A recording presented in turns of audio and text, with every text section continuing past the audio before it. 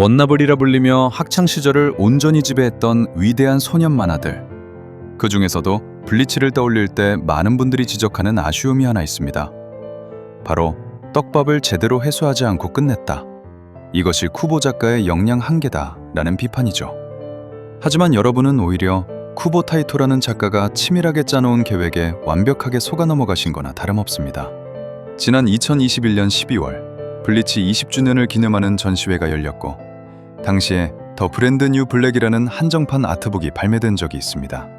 이 귀중한 아트북 안에는 100장이 넘는 쿠보 작가의 일러스트뿐만 아니라 일본의 천재 시머송라이터 키타니 타치야와의 심도 깊은 대담이 실려 있습니다. 그 대담에서 키타니 타치야는 초등학교 3에서 4학년 즈음 방향을 시작한 블리치를 보며 자랐고, 친구들과 매일 그 이야기를 나누며 자연스럽게 그 감성을 흡수했던 세대라고 자부하는 열혈 팬이라고 밝혔으며, 블리치 지옥편 5기명령 단편을 보고 영감을 받아 만든 곡이 타나토포비아였다고 합니다. 이들의 인터뷰는 굉장히 방대하지만 우리가 블리치라는 작품의 본질을 꿰뚫기 위해 반드시 짚고 넘어가야 할 핵심적인 대목이 있습니다. 키타니 타치야는 자신의 음악 철학을 설명하며, 노래를 해석하는 몫은 듣는 사람에게 여지로 남겨두어야 한다고 말문을 열었고, 자연스럽게 쿠보 작가의 만화 창작 방식에 대한 질문으로 이어졌습니다. 그리지 않는 것이 더 중요하다는 건 정확히 어떤 의미인가요? 사실 저는 대놓고 설명하지 않는 작품을 더 좋아합니다. 그래야 작품이 끝난 후에도 머릿속에서 혼자서 이야기를 계속 이어갈 수 있잖아요. 저는 여기에 이렇게 적혀 있지 않았다면 어땠을까? 이렇게 쓰여 있었다면 어땠을까 하고 생각하는 것을 굉장히 좋아해서 그렇게 생각하게 만드는 작품으로 만들고 싶다는 마음이 있습니다. 독자의 이해도 레벨을 나눈다고 할까요? 어떤 부분은 전원이 다 알아주지 않으면 안 되지만 거기에 부수되는 이 부분은 독자 중 10% 정도의 사람만 알아주면 된다. 또 다른 부분은 전 세계에서 1명 정도만 알아주면 된다. 이런 식으로요. 아무도 눈치채지 못해도 전혀 상관없다는 말씀이신가요? 네, 알아챈 사람을 보는 것만으로도 굉장히 기뻐요. 세계 어딘가에서 알아챘어 최고! 라고 감탄하고 있는 사람이 있겠지 하고 상상하는 게 즐겁습니다. 쿠보 작가는 애초부터 10명 중 1명만 내 만화의 깊은 뜻을 완벽히 이해해도 성공이다 라는 다른 작가들과는 아예 다른 철학을 가지고 펜을 쥐었던 겁니다. 이 답변에 키타니 타치야 역시 크게 공감하며, 이해도를 구분짓는다는 개념이야말로 창작자라면 누구나 가슴에 와닿을 만한 표현이라고 답하였습니다. 이뿐만이 아닙니다. 이 인터뷰가 나오기 이전에 2016년 블리치 본편이 완결된 후 발매된 소설 캔트 피어 유어 온 월드를 집필한 나리타 료고 작가의 코멘트를 보면 이 철학은 더욱 명확해집니다. 나리타 작가가 쿠보 작가에게 단도직입적으로 어째서 이 여왕과 귀족들의 과거를 본편에서 그리지 않으셨던 건가요? 그렇게 묻자, 이건 이치고와 사신들이 엮어나가는 싸움의 이야기이기에 이야기를 거기서 빗나가게 하고 싶지 않았다. 라는 납득할 수밖에 없는 명쾌한 대답을 받았습니다. 이처럼 처음부터 끝까지 쿠로사키 이치고와 사신들의 시점에서 블리치를 전개하였고, 주인공의 시야 밖에서 일어나는 방대한 설정과 세계관의 비밀들은 애초부터 독자들에게 친절하게 떠먹여줄 생각이 전혀 없었던 겁니다. 그는 블리치라는 세계를 던져두고 독자들이 과연 어디까지 탐구하고 상상하며 이해할 수 있는지 일종의 시험을 하고 있었습니다. 물론 이 숨겨진 떡밥과 세계관을 완벽하게 파헤쳐야 하는 만화인가라고 너무 어렵게 생각하실 필요는 없습니다. 쿠보 작가 본인 역시 독자들에게 그런 부담을 주길 원치 않았으니까요. 일례로 과거 Q&A에서 네리엘과 노이트라의 관계를 도저히 이해하기 힘듭니다. 바보라도 알 수 있게 설명해 주세요. 라는 팬의 질문이 있었습니다. 이때 쿠보 작가가 남긴 대답은, 모른다고 해서 바보인 것은 아닙니다. 나중에 알게 되는 순간이 오면 그때 가서 온전히 즐기시면 됩니다. 라고 답했습니다. 이러한 작가의 철학은 2018년에 발매된 블리치 일러스트 아트북 Z에서도 드러나는데, 이 책에는 전 세계 팬들로부터 가장 많이 받은 질문 50가지를 추려 답변한 코너가 실려 있습니다. 여기서 블리치 세계관이 품고 있는 선과 악의 개념에 대해 듣고 싶다는 질문에 대한 대답으로, 세상에 무조건적으로 옳은 것은 없다고 말하며, 그러면서 우리가 일상에서 TV를 통해 뉴스와 사건을 접할 때 만약 지금 보도되는 저 정보가 거짓이라면 그 이면에 숨겨진 정반대의 결과와 진실은 과연 무엇일까? 라고 대답했습니다. 이렇게 다각적이고 비판적인 시선이야말로 블리치라는 세계를 관통하는 핵심 기둥입니다. 우리에게 친숙한 블리치는 독자들이 피곤하지 않게 소년 만화로서 편안하고 즐겁게 감상할 수 있도록 그려냈고, 반면 만화의 근간을 이루는 어두운 설정들은 독자들이 스스로 상상하고 유추할 수 있도록 파편처럼 흩뿌려 두었을 뿐이죠. 그리고 그 진실들은 만화 본편이 아닌 소설이나 Q&A 혹은 애니메이션 추가 장면 같은 전혀 다른 매체를 통해 그것을 찾아 나서는 팬들에게만 조금씩 문을 열어주고 있었던 것입니다. 그렇다면 도대체 쿠보 작가는 이 방대한 블리치의 세계 속에 어떤 떡밥들을 전 세계에서 단 한두 명만 알아봐 주길 바라며 은밀하게 뿌려두었던 것일까요? 지난번 스토리 이해하기 영상에서 미처 다루지 못했던 그 숨겨진 세계의 뒷면을 지금부터 조금 더 깊숙하게 파헤쳐보도록 하겠습니다. 이번 천년혈전 애니화가 그토록 기대를 받았던 이유 중 하나는 과거 떡밥을 굳이 다 풀지 않겠다고 단언했던 원작자 쿠보 타이토 작가가 직접 애니메이션 총검수를 맡고 있기 때문입니다. 이는 2022년 소년점프 SSJ에 실린 기사를 통해 총검수를 하고 있다고 확실하게 공표된 사실이죠. 하지만 여기서 한 가지 오해하시면 안 되는 부분이 있습니다. 쿠보 작가가 모든 프레임을 혼자 다 뜯어고치며 독단적으로 진두지휘한다는 뜻이 절대 아닙니다. 애니메이션이 천년혈전 상극단 파트로 접어들면서 실물을 총괄하던 타구치 토모이사 감독이 총감독으로 승격되었고, 쿠보 작가는 그 뒤에서 제작진을 든든하게 받쳐주는 서포터이자 최종 검수자의 역할로 자리를 잡았습니다. 즉, 원작에 없던 오리지널 연출이나 추가 대사들이 블리치의 본질을 해치지 않도록 날카롭게 다듬어내는 조율자 역할을 수행하고 있는 셈입니다. 이 협업 단계는 3쿨 방영 후 블루레이에 수록된 3쿨 기념 좌담회를 보면 더욱 명확해집니다. 타구치 감독은 원작자인 쿠보 작가와 직접 작업하며 느꼈던 솔직한 심정을 이렇게 털어놓습니다. 감독의 입장에서는 원작자에게 너무 많이 의존하는 게 위험할 수도 있다고 생각하지만 이번 경우에는 선생님의 존재 자체가 엄청난 가치였습니다. 심지어 앞서 발매된 천년혈전 1쿨 블루레이 인터뷰에서는 한 발 더 나아가 이렇게까지 직접 밝혔죠. 쿠보 선생님이 안 계셨다면 애니메이션 측에서 마음대로 보완해버렸을 부분도 있었을 거라고 생각하고, 캐릭터도 이 정도로 쿠보 선생님이 생각하는 대사로 만들지 못했을 겁니다. 라고 말이죠. 또한 애니메이션 시나리오 작가에게 작품의 뒷설정을 살짝 공개하기도 했다는데, 이에 대해 타구치 감독은 아주 흥미로운 말을 남깁니다. 쿠보 선생님과의 대화 속에서 퀸시나 유아바, 그 시조들의 뒷설정도 들었습니다만 현재로서는 그것이 밝혀질 일은 없습니다. 라고 밝혔습니다. 결국 이번 천년혈전 애니메이션 역시 철저하게 원작을 기점으로 그 확고한 뼈대 안에서 조심스럽게 움직이고 있다는 사실을 여실히 드러내는 대목입니다. 그리고 이 작가와 제작진의 위대한 협업이 가장 눈부시게 빛을 발한 지점이 바로 영왕 떡밥과 영번대의 만회입니다. 이 쿨 블루레이 비하인드 스토리 책자를 보면 휴스베 이치베에게 수련을 받는 장면들을 두고 쿠보 작가의 연재 방식이 명확하게 드러납니다. 타구치 토모이사 총감독의 지문을 보면 천년혈전 이쿨이 퀸시에 초점을 맞추고는 있지만, 감독은 블리치는 여전히 쿠로사키 이치고의 이야기다 라고 스스로 입을 열며, 원작에서는 이치고가 영왕궁에서 수련한다는 사실만 던져지고 한동안 등장하지 않는 기간이 꽤 길지만 이 훈련 과정을 애니메이션에 포함시키자고 제안을 했고, 작가로부터 예상했던 것보다 훨씬 더 방대한 분량의 설정 자료를 받아냈다고 적혀 있습니다. 여기에 대해 쿠보 작가는 이렇게 덧붙입니다. 이 부분을 만화에 다 넣으려 했다면 너무 길고 고통스러운 장면이 되어 여러 페이지를 차지했을 겁니다. 애니메이션을 통해 이걸 전달할 수 있어서 기뻤습니다. 이처럼 이치고가 영왕궁에서 수련받는 그 모든 장면들도 결국 처음부터 의도적으로 생략했던 겁니다.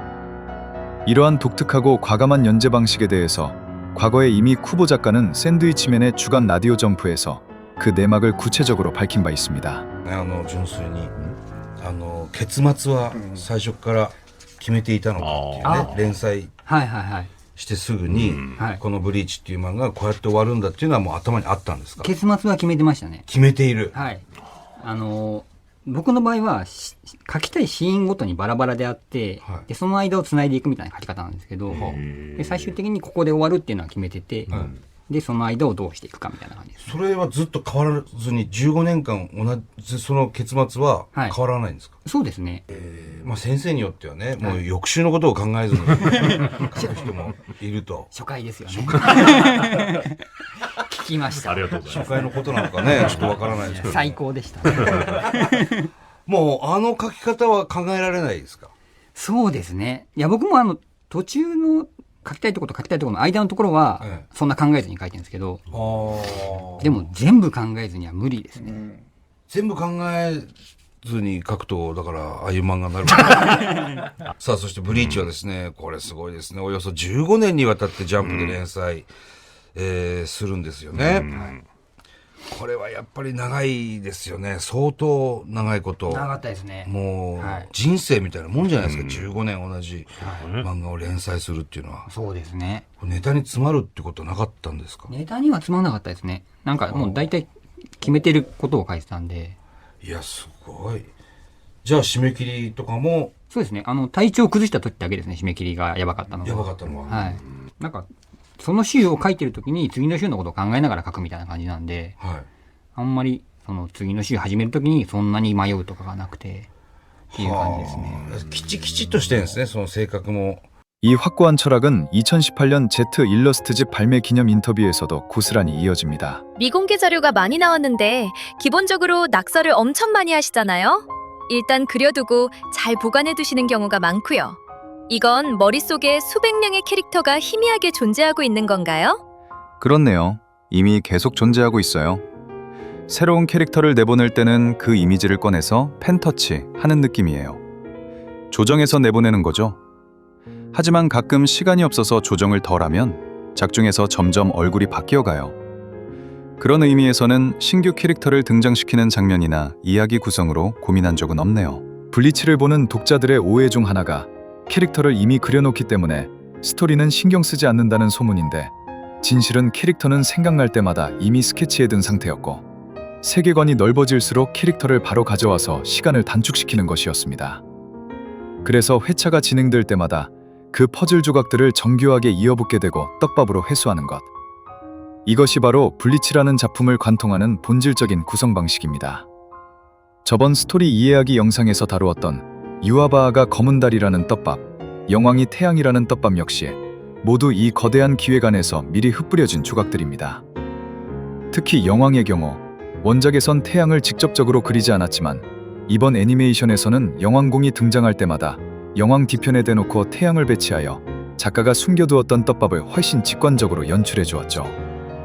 과거 블리치 리부트 잡지에서도 초기 설정 캐릭터가 공개된 적이 있는데, 히라코 신지 역시 쿠보 작가가 연재 초창기부터 이미 스케치와 구상을 끝마쳐둔 상태였음이 밝혀졌습니다. 또한 쿠보 작가의 Q&A에서도 노키아 구출편, 아랑칼편, 풀브링편, 퀸시편 등 이치고 주변 멤버들을 주축으로 한 스토리로 구성되어 있다고 어떤 기사에서 읽은 적이 있습니다.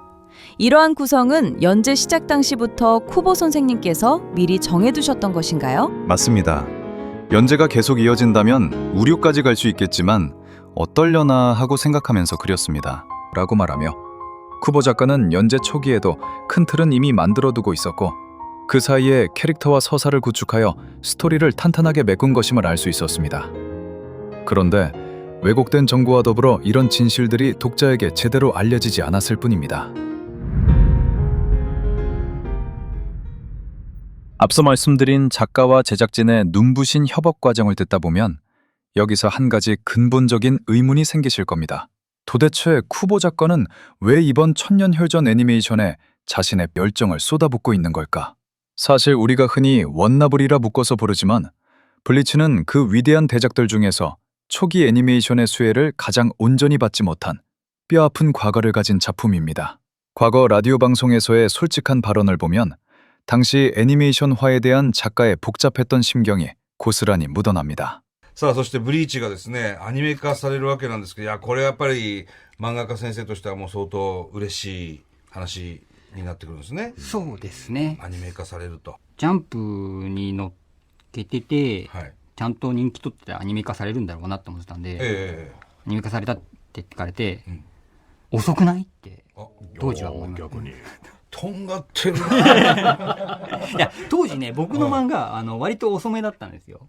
他の連載されてる作品とこれ比べて先にアニメ化されたりとか。はいはい、僕結構3年ぐらい経ってからアニメ化されてね、下手な漫画だったら終わってるんですよ、3年経ってると。ああ、確かにね。終わってなくてよかったかと思って。へえ。それはなんか言ったりするんですか？遅くないですか？ちょっいや言わないですけど。それは言わないですか？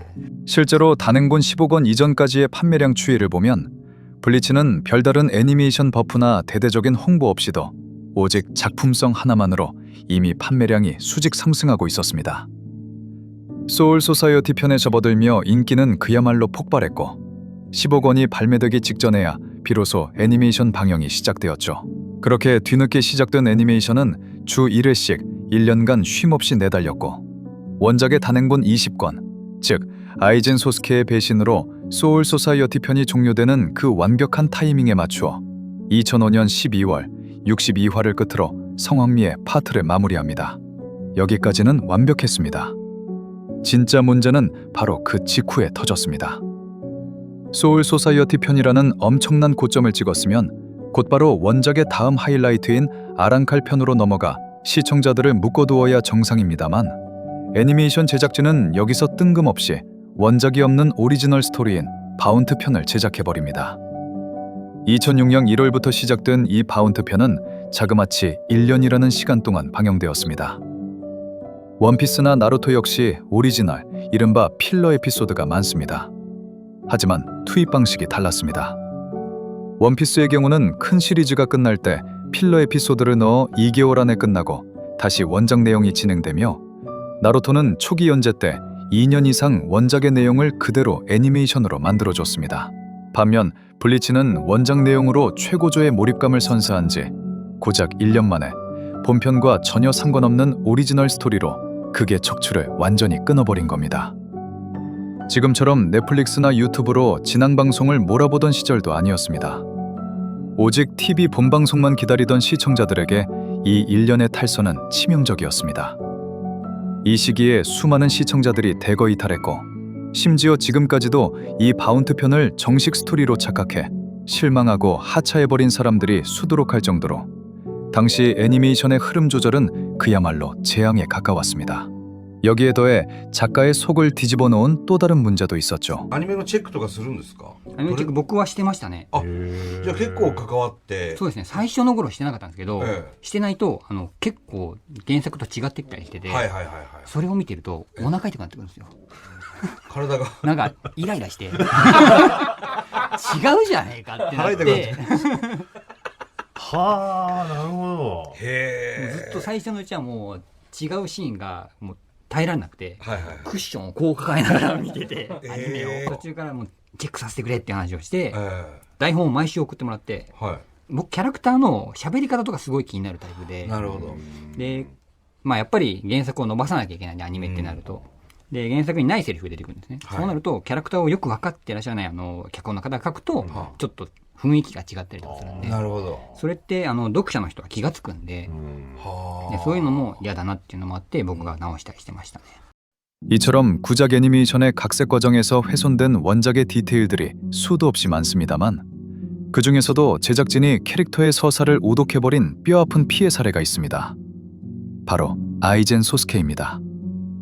원작 단행본 20권에 수록된 마이너스 챕터를 보면 토시로의 생일날, 란기코, 모모, 그리고 아이젠이 다 함께 모여 불꽃놀이를 구경하는 아주 서정적인 장면이 등장하죠. 여기서 토시로는 씁쓸하게 말합니다. 루콘가 출신들한테는 생일 같은 건 없는 거나 마찬가지죠. 토시로가 이렇게 말한 이유는 원작 11권에 등장하는 렌지의 독백을 통해 이해할 수 있습니다.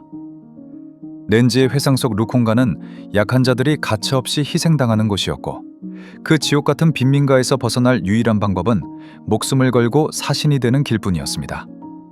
즉, 루콘가 출신들에게 생일을 챙긴다는 건 말도 안 되는 사치이며 그저 하루하루 살아남는 것조차 버거운 잔혹한 현실이었던 것이죠. 그런데 아이젠은 그 비참한 현실을 듣고 이렇게 한마디를 건넵니다. 내가 태어난 날이 언제인지 기억하는 사람은 아무도 없어. 단지 자신이 신뢰하는 사람의 말을 믿는 수밖에 없지. 실제로 어떤지는 문제가 아니라 자신의 생일을 알고 있다는 것 그 자체가 이미 행복 아닐까? 라고 말이죠. 이 짧은 장면은 무려 수십 권에 달하는 블리치 전체를 통틀어 아이젠의 가장 인간적인 속마음을 엿볼 수 있는 유일하고도 결정적인 파트였습니다. 그런데 구작 애니메이션에서는 이토록 중요한 장면을 아예 통째로 가위질해버렸습니다. 아이젠의 이 서사는 작품이 아란칼 극후반부에 이르러서야 완벽하게 회수됩니다. 모든 싸움이 끝나고 아이젠이 봉인된 후 이치고는 이렇게 독백합니다. あいつの力が生まれた時から飛び抜けてたなら、あいつはずっと自分と同じ目線に立ってくれる誰かを探してたんじゃねえのかな。そしてそれが見つからねえと諦めた瞬間から、あいつはずっと心のどこかでただの死神になりたいと願ってたんじゃねえのかな。 영왕이 그저 세계를 유지하기 위한 쐐기이자 의지 없는 식물 상태라는 끔찍한 진실을 꿰뚫어본 아이젠. 그는 그 모든 걸 알면서도 현실에 순응하며 방관하는 우라하라 키스케를 매섭게 질타했습니다. 아이젠은 과거 불꽃놀이를 보며 누군가 곁에 있는 것 자체가 행복이라고 스스로 말해놓고도 정작 그는 그 평범한 삶과는 정반대의 길을 걸으며 스스로를 완벽하게 고립시켜온 셈이죠. 아란칼 초기에 등장한 노키아의 상관 카이엔의 명대사가 이 작품의 철학을 요약해줍니다. 何のためにここにいるのでしょうか。そんなもんお前決まってんじゃねえか。戦って守るためだろ。草。こら！聞くが口木。その心ってのはどこにあると思う？心は体の中にはねえ。何かを考えるとき、誰かを思うとき、そこに心が生まれるんだ。もし世界に自分一人しかいなかったら、心なんてのはどこにもねえんじゃねえかな。心は仲間に預けていくんだ。だから口木、お前は一人で死ぬな。いいな。口木。 카이엔은 바로 주인공 이치고의 친척입니다. 소울 소사이어티 편 초반에 우키타케 대장이 이치고를 보고 놀란 이유도 이치고가 외모부터 타인을 위하는 성격까지 카이엔과 완전히 판박이었기 때문이죠. 이치고는 카이엔의 철학대로 끊임없이 타인과 마음을 연결합니다. 하지만 이 철학과 정반대로 아이젠과 유아바아는 자신들의 절대적인 힘만을 믿고 자기 손으로 부하들을 가차없이 베어버렸습니다. 스스로 마음의 연결고리를 다 끊어낸 그들의 끝은 결국 철저한 혼자였습니다. 그 결과 아무것도 없는 무간이라는 어둠 속에서 마주한 아이젠과 유아바하의 만남은 스스로를 완벽히 고립시킨 자들의 씁쓸한 만료를 보여주는 상징적인 연출입니다. 이들의 행보는 카이엔이 남긴 대사와 완벽하게 대비됩니다. 카이엔의 철학은 결국 지키기 위해 힘을 길러야 하며 설령 죽더라도 내가 지킨 동료들이 기억해준다면 그것이 곧 마음으로 남는다는 숭고한 의미를 담고 있기 때문입니다. 이 마음에 대한 갈망은 에스파다와 슈테르니터 전체를 관통하는 서사이기도 하죠. 아이젠 덕분에 이성을 얻고 비로소 마음을 이해해가던 우르키오라, 그가 죽자 방향성을 잃고 폭주해버린 야미, 끊임없이 동료와의 유대를 갈망했던 스타크, 할리베, 네리에, 마음의 구멍이 뚫린 호로들이 붕옥으로 이성을 부여받자 아이젠을 신처럼 추앙하는 에스파다들, 그리고 슈테르니터는 호로처럼 마음에 구멍이 난 존재가 아니라 인간이기 때문에 각자 안고 있는 맹목적인 서사에 얽매여 있던 것도 모두 같은 이치입니다. 영왕궁 수련 후 세계의 끔찍한 진실을 깨달은 이치고에게 유아바아는 アドナイエウスは見通していた。故に私は道を定めた。我が父を殺し、新たな世界を創造すると。私に剣を向ける理由などお前にあるのか。 진실을 깨닫고 영왕을 죽이기 위해 자신의 수족인 퀸시들마저 모조리 희생시킨 유아바하의 행보는 동료에게 마음을 맡긴다는 카이엔과 이치고의 서사와 완벽한 대척점에 서 있습니다. 이것이 바로 작품 속 전투의 순패를 가르는 중요한 열쇠입니다. 독자들 입장에서는 이 캐릭터는 떡밥에 비해 너무 허무하게 지는 것 아니야? 라고 생각할 수 있지만 블리치에서 캐릭터의 서사는 곧 자신을 올가매는 족쇄로 작용합니다. 동료를 잃거나 마음을 들 곳 없이 방황하거나 싸움 도중 자신이 무언가를 잃어버렸음을 깨닫는 순간 캐릭터들은 패배를 맞이하게 되는 구조입니다. 이처럼 블리치는 독자들에게 정답을 떠먹여주지 않습니다. 인물들의 엇갈리는 복잡한 감정선, 행간에 숨겨진 미묘한 대사들의 교차를 통해 독자 스스로 그 거대한 서사를 완성해 나가게 만드는 것. 그것이 바로 다소 불친절하게 느껴질지라도 우리가 이 작품에 열광할 수밖에 없는 블리치만의 진정한 매력입니다. 과거 애니메이션에서의 뼈아픈 경험과 아쉬움이 있었기에 쿠보 작가는 이번 천년혈전편에서만큼은 제대로 된 작품을 만들어 보고자 직접 총검술하는 칼자루를 쥐게 된 것입니다. 그리고 이것은 막연하게 쿠보 작가 개인만의 이야기가 아닙니다. 제작사인 스튜디오 삐에로 역시 이번에 그야말로 회사의 사활을 건 대대적인 쇄신을 감행했습니다. 지난 2025년 3월 NHK 방송사에서 삐에로 스튜디오의 천년혈전 제작진들의 치열한 일상을 밀착 취재한 다큐멘터리를 방영한 적이 있습니다. 북미 엑스포에서 천년혈전 3쿨이 공개되며 전 세계 팬들이 열광의 도가니에 빠지는 가슴 벅찬 장면으로 시작된 이 방송에서 우리가 가장 뼈저리게 주목해야 할 부분은 바로 토미나가 요시히로 프로듀서가 직접 밝힌 스튜디오의 새로운 방향성이었습니다. 스튜디오 삐에로는 2024년 아예 삐에로 필름으로 브랜드를 쇄신했습니다. 과거 삐에로 특유의 무한 방영, 이른바 공장장식 애니메이션 제작 방식이 현재의 시장 흐름과는 완전히 동떨어져 있다고 판단해 뼈를 깎는 근본적인 체질 개선을 감행했다고 직접 밝힌 것입니다. 토미나가 요시히로 프로듀서의 인터뷰를 한번 들어보시죠. これからアニメーションの業界で生き残っていくためにはもう1クール2クールのクオリティの高いものを、国内海外で映像を、作品をもう商品として売っていくっていうのをやっていくのがどうしてもピエロっていう会社はおそらく不得意だって思われてたと思うんですよね。 Tominaga recruited skilled talent from outside the company and expanded the team working on each episode. He also extended the production schedule from under a year to more than a year and a half to enhance quality. 俺たちはもう名前も変えたし、こういう作品を作っていくんだぞって、そこに言い訳しないぞというか、絶対ね、時間がないとか金がないとか、そこの決意表明っていうか態度を出したかったっていうのはありました。 이 결의가 결코 빈말이 아닌 것이 실제로 천년혈전 애니메이션 제작이 결정되면서 삐에로 내부에는 오직 블리치만을 위한 전담 부서가 아예 신설되었다고 합니다. 그 쇄신과 굳건한 결의를 바탕으로 탄생한 마스터피스가 바로 지금 우리가 숨죽여 보고 있는 천년혈전 시리즈입니다. 즉, 스튜디오 삐에로는 고퀄리티 시즌제 애니메이션 제작사로 거듭나겠다는 선언과 함께 그 새로운 시대를 여는 위대한 첫 단추를 다른 어떤 작품도 아닌 바로 이 블리치라는 작품으로 꿰어낸 셈입니다. 이번 천년혈전 애니메이션은 철저하게 이치고 시점으로만 진행되던 원작 만화를 다른 캐릭터들의 시점과 생략된 이면의 사건들을 통해 입체적으로 재구성하여 보여주는 거대한 떡밥 회수의 과정입니다. 하지만 이 거대한 프로젝트의 중심에서 과거 쿠보 작가는 라디오를 통해 자신의 가장 확고한 철학 하나를 분명히 밝힙니다. やっぱりアニメから入ってくる人ってすごく多いんですけど、やっぱり最初から読んでくれてる読者のことを大事にしたいんで、その人たちが嫌だって思わないアニメになるといいなって思って、しっかり考えた上での行動ですよね、それね。 이렇듯 쿠보 작가는 언제나 자신의 원작 만화를 읽어준 독자를 최우선으로 생각하고 있습니다. 그렇기에 저는 쿠보 작가가 지난 15년간 흩뿌려둔 파편들을 쫓아 원작을 먼저 정독해보시는 걸 추천드리고, 그리고 그 떡밥들이 천년혈전 애니메이션이라는 새로운 무대에서 어떻게 회수되고 또 새롭게 조율되는지 그 경이로운 과정을 온전히 즐겨보시길 바랍니다. 그렇다면 이 거대한 만화는 어떻게 탄생하게 되었을까요? 라디오에서 밝혀진 쿠보 작가의 비하인드 스토리를 먼저 들어보겠습니다. 久保先生の代表作ブリーチについてのお話を伺っていきたいと思いますが、ゾンビパウダーが2000年に終わるんですよね。で翌年の2001年にそのブリーチが連載スタートするんですが、こうわずかその間1年なんですよ。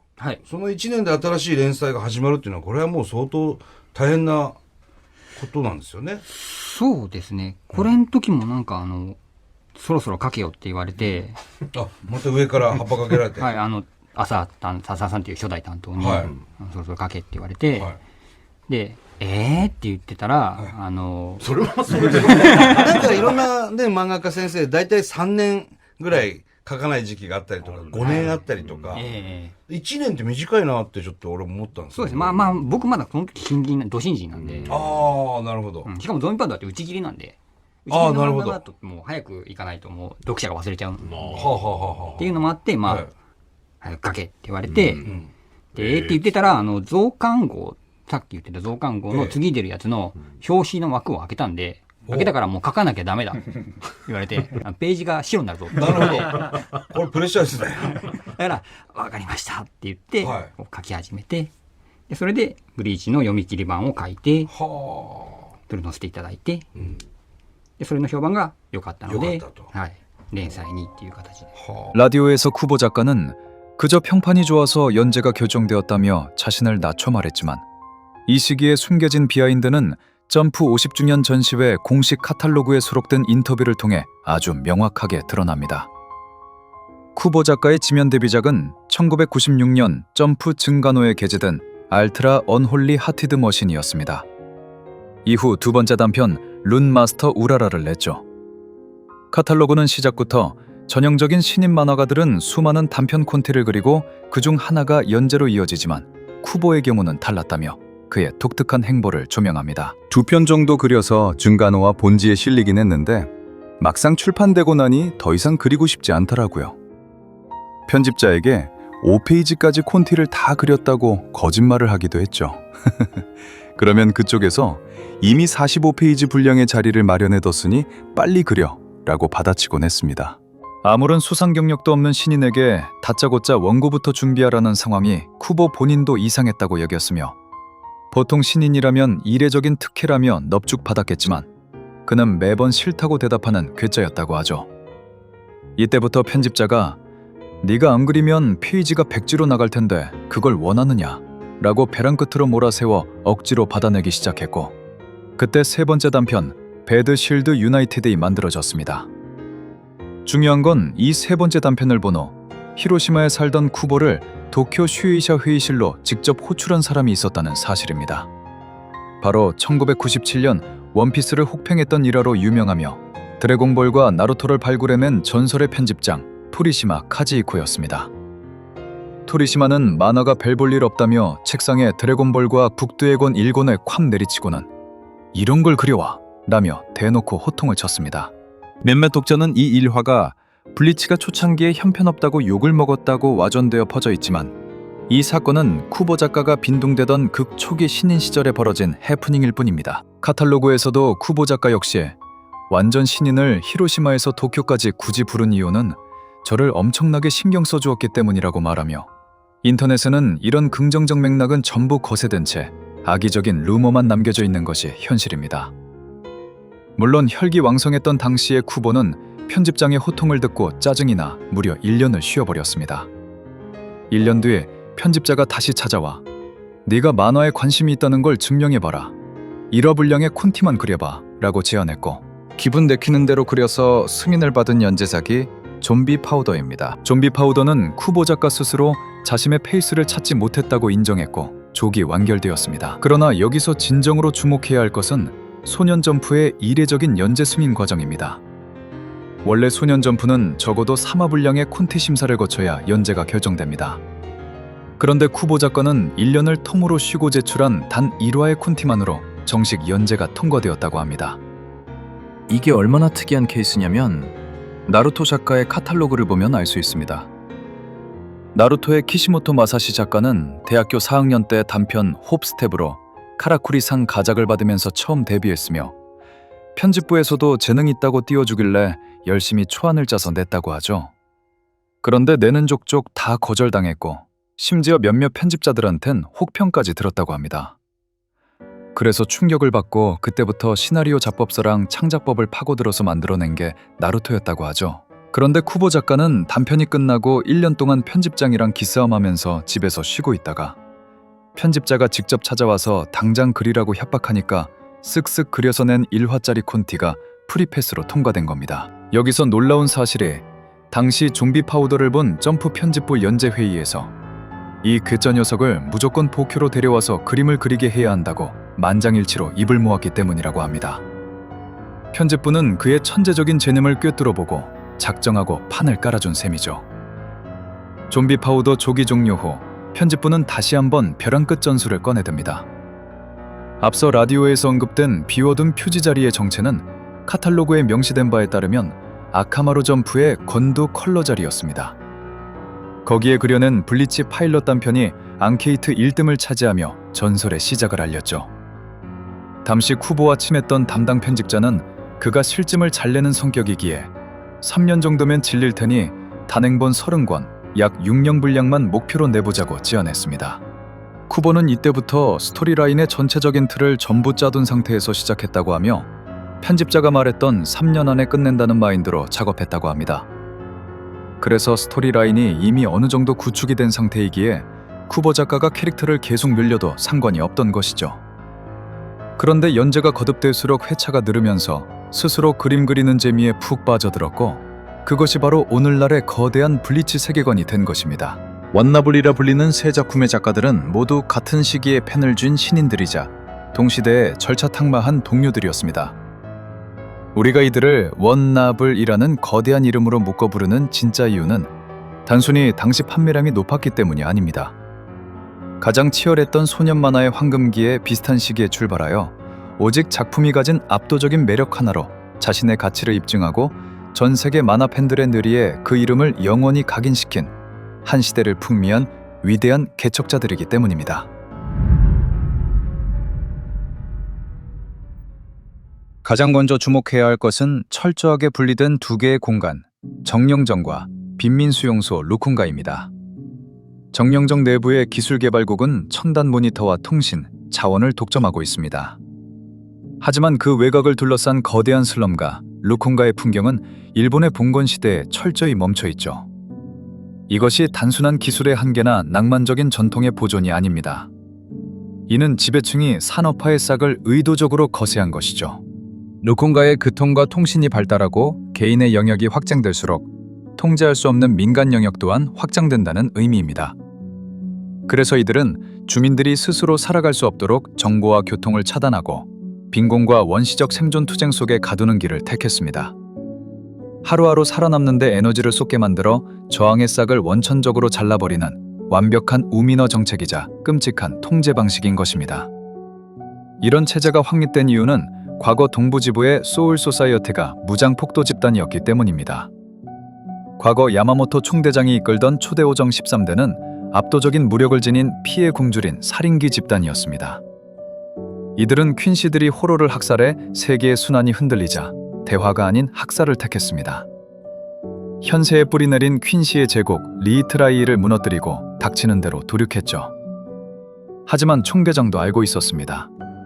순수한 폭력과 공포만으로는 천년의 체제를 유지할 수 없다는 것을 말이죠. 피해 굶주린 무장 집단이 영원한 지배 세력으로 군림하기 위해서는 폭력을 정당화할 명분과 합법성이 필요했습니다.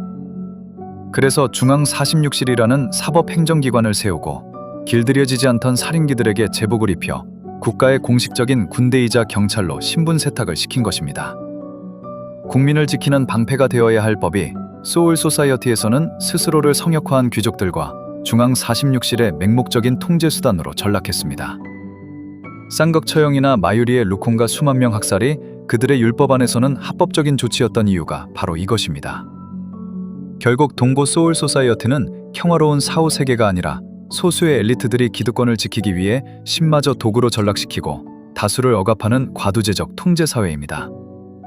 퓨라쿠나 우키타케, 바쿠야 같은 인물들은 이 모순을 꿰뚫어 보면서도 묵묵히 체제의 톱니바퀴를 자처한 자들이며 아이젠 소스케와 유아바아가 반역을 일으킨 것은 바로 이 역겨운 영왕의 실체와 정체된 죽음의 굴레를 박살내기 위함이었습니다. 그리고 그 꽉 막힌 체제에 균열을 내는 변화의 촉매제가 바로 현세의 감각을 지닌 주인공 이치고였던 것이죠. 사실 유아바아는 작가가 아이젠보다 훨씬 더 공을 들인 종교적 메타포의 결정체입니다. 유하바하의 이름은 구약 성경의 야훼, 즉 하느님에서 유래했습니다. 유대교와 기독교에서 너무나 거룩하여 함부로 입에 담지 못하고 아도나이라 부르던 그 이름이죠. 쿠보 작가는 야훼라는 이름을 그대로 사용하려 했고 편집부에서 그게 막히자 독일어와 히브리어를 교묘하게 섞어서 유하바하라고 지은 것입니다. 성경에선 아무도 하느님을 본 사람이 없으나 외아들이신 예수 그리스도가 하느님을 알려주셨다고 나오며 인간이 신을 볼 수 없으니 예수님께서 그걸 증명해 주셨지만 블리치의 유아바아는 아무것도 볼 수 없고 움직일 수도 없는 아기로 현세에 처음 등장하며 그를 만진 인간들이 기적을 체험했고 신이라 생각하여 당시 인간들이 유하바하라고 이름을 붙여준 것입니다.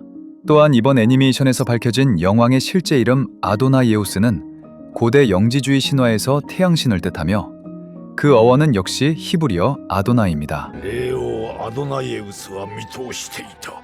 見通してなおクインシーを見捨てたのだ。 이 태양신의 떡밥은 릴제바로와 켜라쿠파트 그리고 영건대 슈타라 센주마르를 통해 소름 돋게 회수됩니다. 과거 작가 Q&A를 먼저 살펴보겠습니다. 2세 가문은 신관 가문이며 제사를 주관한다고 작중에서 설명되었습니다만 구체적으로 2세 가문은 어떠한 제사를 지내고 있는 것인가요? 기본적으로 아마츠 사마, 하늘의 존재라고 불리는 것을 진정시키기 위한 제사를 예로부터 지내오고 있습니다. 이세라는 성신은 실제 일본 황실의 조상신인 태양신 아마테라스 오미카미를 모시는 최고 신사 이세 신궁에서 따온 것입니다. 즉, 이세 가문은 태양신인 영왕을 달래는 제사를 지내던 신성한 가문이었습니다. 켜라쿠와 릴제파트, 과거 회상신에 등장하는 이 가문의 여자와 결혼한 남자는 무조건 죽는다는 끔찍한 저주 역시 실제 신화에 착안한 것입니다.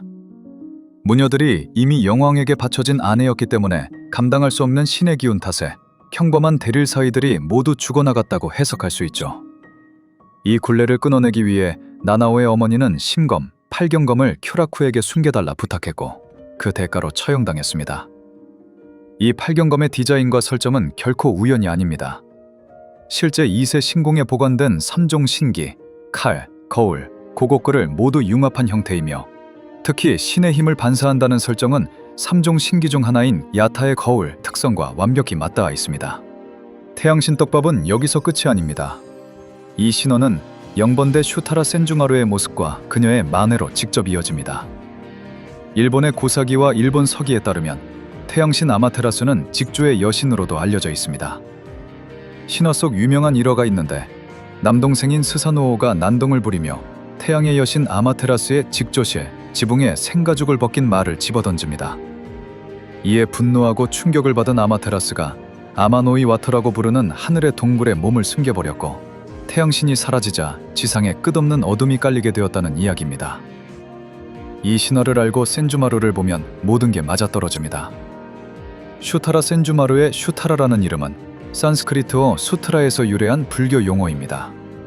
수트라는 모든 불법을 관통하는 불경을 뜻하지만 그 본래의 의미는 실입니다. 바늘과 실을 이용해 사패장을 짜는 그녀의 능력이 아마테라스 신화와 맞닿아 있음을 의도한 네이밍이죠. 특히 이번 천년혈전 애니메이션에서 그녀가 만해를 전개할 때 아예 거대한 직조기가 대놓고 등장하며 이 태양신 떡밥을 시각적으로 확정지어 주었습니다. 재밌는 디테일은 만해에서도 찾아볼 수 있습니다. 센주마루의 만해, 일본어 발음으로 카라가라라는 구간이 있는데 이는 타금 하나 차이로 카라카라라는 의성어와 겹칩니다. 즉, 센주마루가 다가올 때마다 덜컹덜컹이라고 내뱉던 건 직조기가 돌아가는 소리의 언어 유희입니다.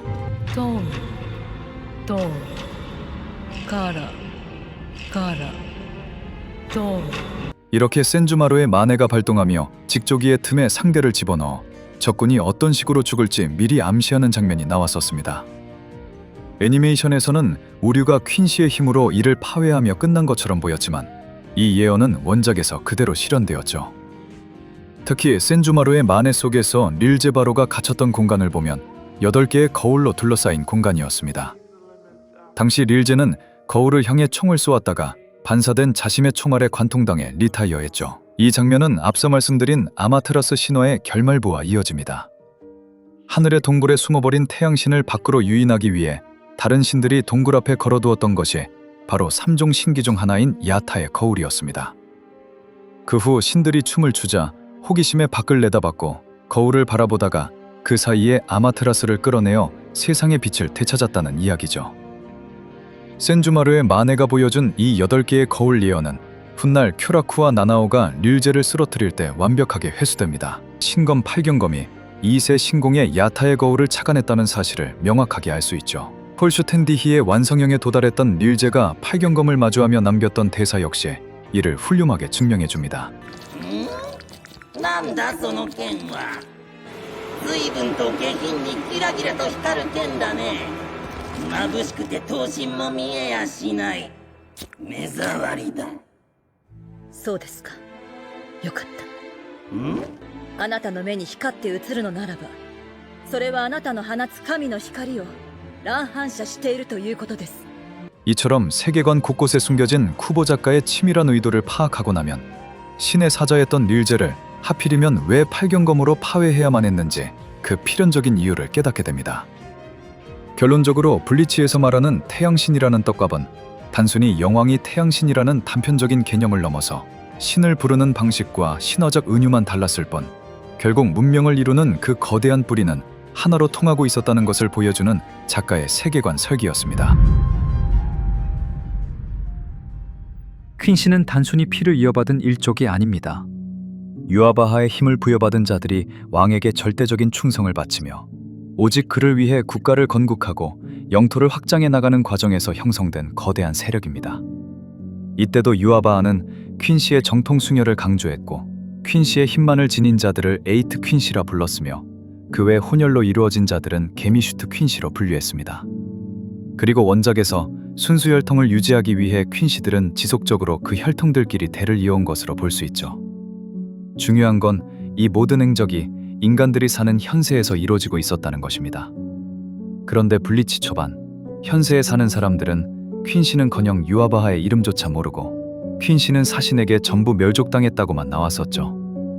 하지만 니히트라이가 실제할 때 버즈비의 말을 보면 분명 현세에 뿌리를 내리고 있던 문명임을 알 수 있습니다. 유아바하를 따르는 퀸시들의 역사적 배경은 이스라엘의 분열부터 신성 로마 제국의 흐름을 뼈대로 삼고 있습니다. 과거 이스라엘 통일왕국이 북이스라엘과 남유다로 갈라지고 남유다가 바벨론 제국의 느부갓네살 2세에게 멸망한 이후 바벨론은 기존 남유다 영토를 축소해 예루살렘과 베들레헴 일대를 예후다라는 속주로 삼았고 그곳 주민들을 예후디라 불렀습니다.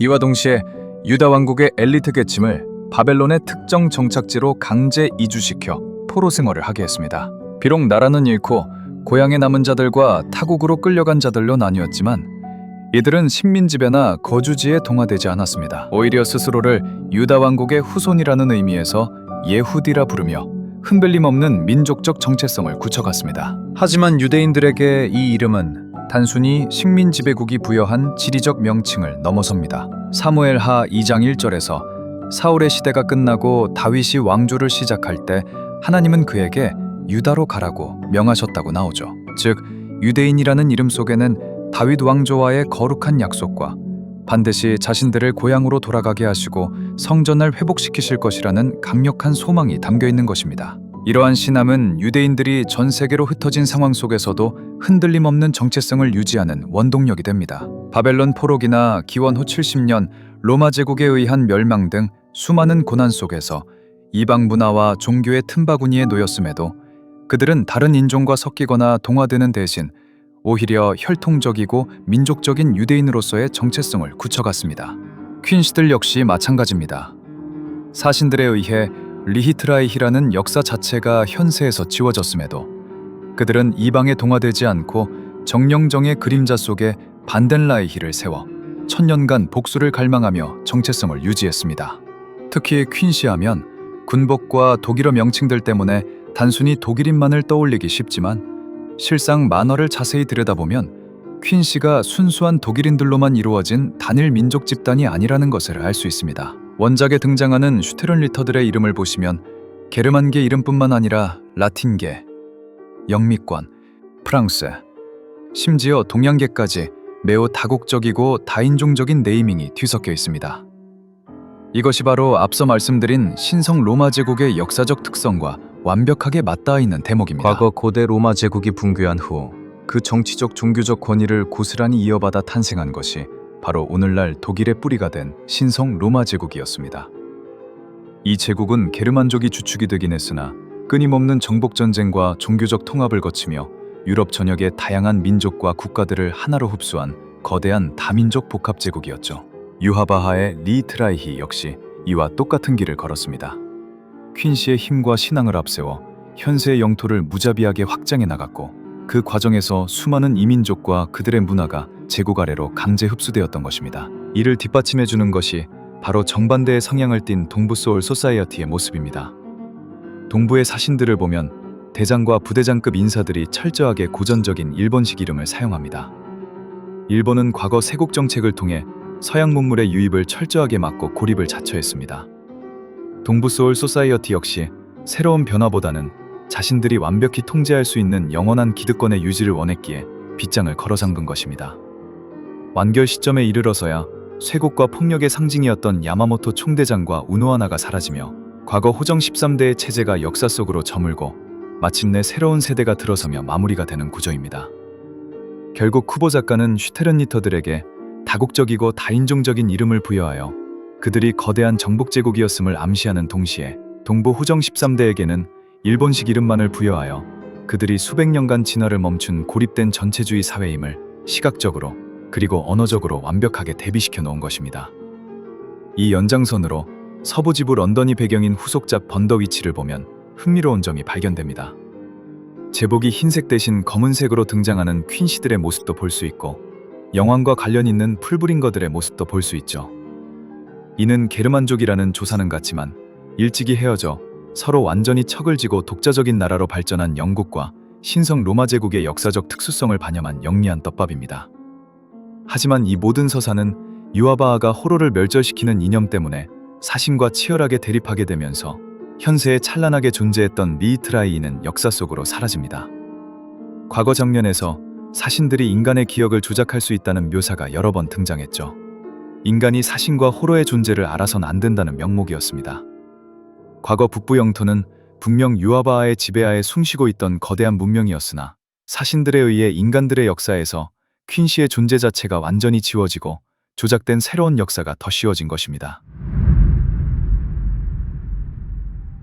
독자들에게 유아바하의 존재가 본격적으로 암시될 때 그 챕터의 제목은 백인 블랙이었습니다.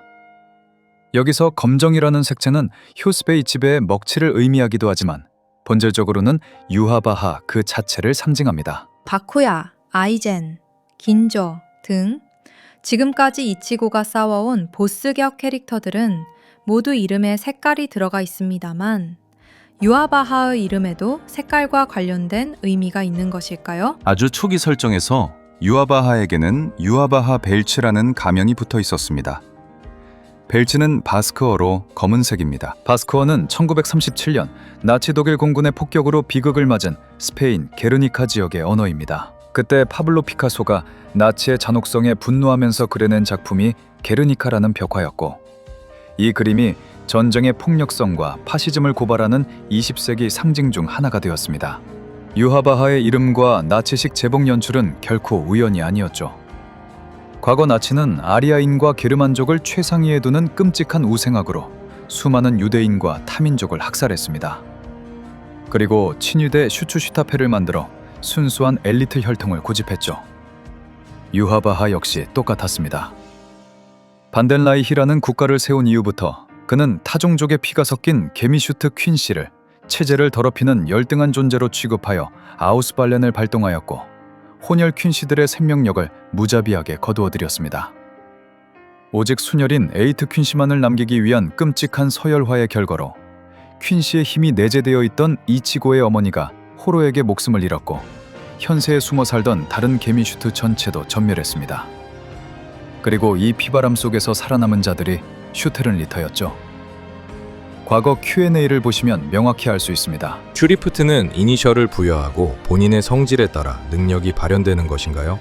아니면 단어 단위로 부여하기 전부터 폐하께서는 알고 계시는 건가요? 유아바하에게는 단어가 본인의 몸에 각인된 것 같은 형태로 보이고 있습니다. 전사 등으로 인해 결혼이 생긴 성문자를 부여받을 수 있는 자를 그 각인된 단어에서 찾아내어 힘을 내립니다. 이는 유아바하가 단순히 힘을 부여한 것이 아니라 그들 내면에 잠든 잠재력을 끄집어내 개화시켰음을 보여줍니다. 生き残った者よ、お前に力を与えよう。 에스노트를 살아남은 자라 칭하고 우리에게 왜 살아있느냐고 물었던 것도 바로 그 잠재력을 눈여겨봤기 때문입니다. 그렇기에 우리를 마지막까지 곁에 두려 했던 건 아이젠이 대등한 존재를 갈망했듯 유아바 역시 미미야기의 힘과 완전 발립이라는 같은 슈리프트의 이니셜을 가진 우류에게서 에이트 퀸시의 정점을 보았기 때문입니다. 하지만 이 선택은 역설적이게도 하시발트가 유아바의 진짜 의도를 깨닫는 계기가 됩니다. 퀸시를 위해 평생을 바친 하시발트였지만 주군이 걷는 길이 퀸시의 번영과는 무관한 파멸의 길임을 직감하게 되죠. 이미 모든 것을 잃어버린 절망 속에서 그는 마지막으로 퀸시를 지키는 길을 택하며 배신을 결심합니다. 이 배신은 두 사람이 밤낮으로 디 올마이티를 공유하며 기억을 나누었기에 가능했습니다. 하시발트는 이 능력을 통해 유아바아가 이치고의 참홀에 베이는 미래와 자신이 토사구펜당하는 결말을 모두 보았습니다. 그래서 미래를 본다는 건 잔인한 일이네요 라는 그의 대사가 바로 이 확정된 파멸을 의미했던 것이라고 볼 수 있습니다. 이때부터 하시발트는 교묘하게 기억을 조작합니다. 소설에선 아우스발렌에 살아남은 슈타를리터들을 현세에 있는 임시 거점에서 치료를 받도록 조치해주고 유아바아가 잠에서 깰 때 미래의 기억을 흘려보내면서 참홀에 베이는 미래의 참홀 생김새를 현실과 다르게 인지하도록 개변했습니다. 이 부분은 굉장히 헷갈리는 부분이므로 현재 나온 떡밥들로 세밀하게 다루겠습니다. 확실히 알아야 할 건 유아바아는 자신이 참홀에게 죽음을 맞이하는 미래를 똑똑히 보았습니다. 하지만 하시발트가 그 미래를 인위적으로 조작했다는 의미이며 그 결과 유아바아의 시야에는 과거의 참홀을 든 이치고와 함께 의자에 앉아있는 자신의 모습이 비치게 됩니다. 유아바아는 이를 단순한 꿈으로 치부해버렸다는 뜻입니다. 그래서 아이젠이 유아바아에게 경화소월이 통했다라는 그 의미는 올마이티의 미래 예지의 절대적인 능력과는 별개로 그걸 받아들이는 유아바아에 따라 얼마든지 판도가 뒤집힐 수 있다는 걸 간접적으로 보여준 것이죠. 마지막 순간 칼을 맞기 직전에야 유아바아가 그때 본 것이 내가 본 미래였던 건가? 라며 하시발트를 떠올린 것은 이 조작된 진실을 그제야 깨달았기 때문입니다. 유아바아는 하시발트의 기억이 버지비의 죽음을 통해 증명됐고 그 충성심을 굳게 믿었기에 배신당할 줄은 꿈에도 몰랐을 겁니다. 하지만 하시발트는 유아바아가 걷는 길이 퀸시 전체를 위한 것이 아닌 그 자신만을 위한 길임을 통감했고 결국 그를 배신한 것이죠. 이러한 서사의 흐름은 사신대행 소실편에서도 고스란히 반복됩니다. 츠쿠시마는 타인의 과거에 자신을 끼워 넣어 기억을 조작함으로써 내면의 결핍을 채우는 정신적으로 매우 위태로운 인물입니다. 과거 홀로 울고 있던 그를 구원해준 것이 바로 긴조였고 그렇기에 긴조의 죽음 앞에서 츠쿠시마는 오열할 수밖에 없었습니다. 이치고가 어머니를 잃고 웃음을 잃었던 것처럼 츠쿠시마에게 긴조의 죽음은 자신의 유일한 태양을 잃어버린 것과 같았으니까요. 하지만 이 서사의 진정한 마무리는 츠쿠시마의 부하인 시시가와라의 등장으로 완성됩니다. 능력을 통한 조작된 과거가 아니라 말 그대로 마음과 마음이 맞닿아 생긴 시시가와라와의 진실한 유대를 마주하며 츠쿠시마는 자신이 지금껏 얼마나 공허한 방식으로 갈증을 채워왔는지 비로소 깨닫게 됩니다. 에피소드 후반부, 긴조가 죽었을 때 리루카가 いい加減気づきなさいよ。私たちは銀城を救えなかったの。私たちを救ったのは銀城。銀城を救ったのはイチゴなのよ。 이는 잘못된 길을 걷고 있음을 내심 알고 있던 긴조를 이치고가 쓰러뜨림으로써 오히려 그를 엇나간 길에서 해방시켜 주었음을 단 한 줄의 대사로 끝맺은 연출입니다. 그래서 파멸을 향해 폭주하던 유아바아를 멈춰 세웠다는 점과 퀸시 서사의 관점으로는 하시발트가 유아바아를 구원한 셈이나 다름이 없는 것이죠. 이렇게 유아바아는 미래를 내다볼 수 있었음에도 자신도 모르는 사이 스스로 죽음을 향해 걸어가도록 유도담했습니다. 여기서 매개체가 된 기억은 단순히 올마이티만의 고유 능력이 아닙니다. 이번 애니메이션의 이라주산도 수련종 이치고에게 영왕의 과거가 흘러들어간 장면이나 효스베 이치베가 페르니다를 통해 기억을 주입한 사례를 보면 알 수 있습니다. 즉, 영왕이나 퀸시처럼 힘의 정점에 선 존재들은 과거나 미래의 기억을 파편화하여 타인에게 전달할 수 있다고 보는 것이 자연스럽습니다. 그렇다면 유아바아는 어째서 동족마저 학살하며 이토록 극단적인 파멸의 길을 걷게 된 것일까요? 그 기점은 영번대 효스베 이치베와의 회담 이후로 거슬러 올라갑니다. 유하바하는 백성들이 죽을 때마다 그들의 생명력과 함께 고통에 찬 비명을 끊임없이 흡수해야만 살아갈 수 있는 저주받은 존재였습니다. 我が元に帰りし魂たちの苦しみに満ちた鳴き声を死に怯え束の間の生に執着する民の怨嗟を私は知っている 이치고가 키르게의 감옥에서 퀸시의 힘을 흡수할 때 처참한 비명을 들었던 것처럼 말입니다. 친위대를 살리기 위해 아우스발렌을 발동했을 때 하위 퀸시들의 절규를 들으며 유하바하가 동료다라고 무심하게 답했던 것은 결코 은유적 표현이 아니었습니다. 그 끔찍한 죽음의 목소리가 그의 귓가에 물리적으로 꽂히고 있었던 것입니다. 결국 모든 미래를 내다보고도 백성들의 고통을 방관한 영왕을 죽이고 죽음의 공포가 없는 세상을 만들고자 했던 유하바하의 처절한 목표는 단순한 악의에서 비롯된 것이 아닐 것입니다. 그것은 끊임없이 백성을 이루며 그들의 단말말을 들어야만 했던 그 자신의 고통이 투영된 결과입니다. 번더위치는 블리치와 완벽하게 동일한 세계관을 공유하는 작품입니다. 사신이나 호로 대신 마녀와 마법사 그리고 용이 등장하죠. 본편 완결 이후 공개되었기 때문에 많은 독자는 쿠보 작가가 급조한 새로운 설정이 아니냐고 오해하곤 합니다. 하지만 이는 사실이 아닙니다. 2018년 발간된 블리치 Z 아트북 인터뷰와 번더위치 애니메이션 카와노 타츠로 감독과의 대담을 살펴보면 이 세계관이 얼마나 치밀하게 계획되어 있었는지 그 진실을 알 수 있습니다. 먼저 서부지부의 개념은 작가의 극초기 구상에 이미 포함되어 있었습니다. 블리치 Z 인터뷰의 대답을 보면 동초국이라는 말은 블리치 안에서 딱 한마디 등장했었다고 하며 그때 설정은 이미 다 있었지만 동서 문제까지 동시에 그려나가다 보면 본편 이치고의 진도가 안 나갈 것 같았고 독자들이 대체 블리치 언제 끝나는 거야? 하고 걱정하게 될 테니까 내용을 뺀 거라고 대답했습니다. 결국 사신과 퀸시의 본편 서사에 집중하기 위해 뒤로 미뤄두었던 서부지부의 이야기는 완결 이후 주간소년점프 나카노 히로유키 편집장의 제안을 받으면서 마침내 세상의 빛을 보게 됩니다.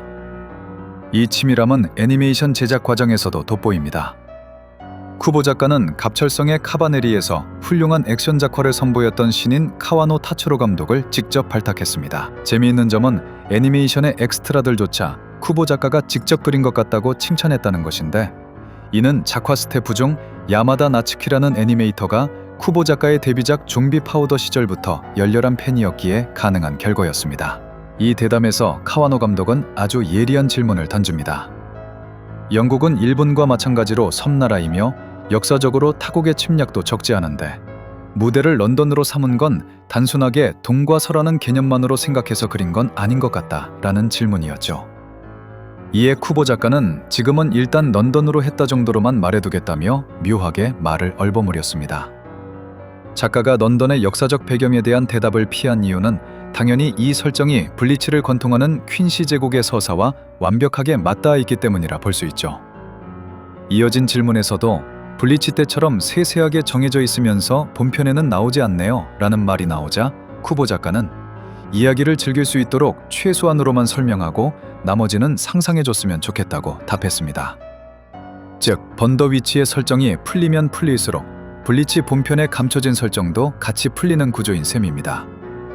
그렇다면 쿠보 작가가 숨기려 했던 블리치 세계관의 뼈대는 어디서부터 시작되었을까요? 놀랍게도 블리치 극초반부인 단행본 6권입니다. 이치고와 우류가 거대 호로메노스를 격퇴하며 루키아의 존재가 소울 소사이어티에 들통나는 파트죠.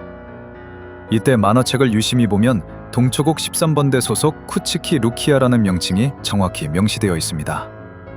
쿠보 작가가 딱 한 번 나왔다고 말한 파트가 바로 이 부분이며 이시다 우류와 퀸시 서사가 본격적으로 풀리기 시작하는 시점 역시 6권입니다. 그렇다면 영국 런던을 배경으로 한 서초국에는 블리치의 어떤 흔적들이 남아있을까요? 사신들과의 전쟁에서 패배한 유아바하는 현세의 제국 리이트라이히를 잃었고 퀸시들은 정령정의 그림자 속으로 숨어들었습니다. 하지만 과거 현세 유럽 땅을 호령했던 제국의 거대한 흔적이 하루아침에 증발할 수는 없습니다. 마치 고대 로마 제국이 무너진 후에도 그 라틴어와 건축물, 문화적 유산이 유럽 전역에 스며들어 오늘날 서양 문명의 뼈대가 된 것과 같은 이치입니다. 그래서 번더위치에는 영국을 배경으로 하는 작품답게 영국에서 친숙한 드래곤을 핵심 소재로 활용한 것입니다. 현대 서양 판타지에서 드래곤은 가장 대표적인 상상 속 존재 가운데 하나이며 이를 블리치 세계관에 접목해 새로운 설정으로 풀어낸 것이라 볼 수 있죠.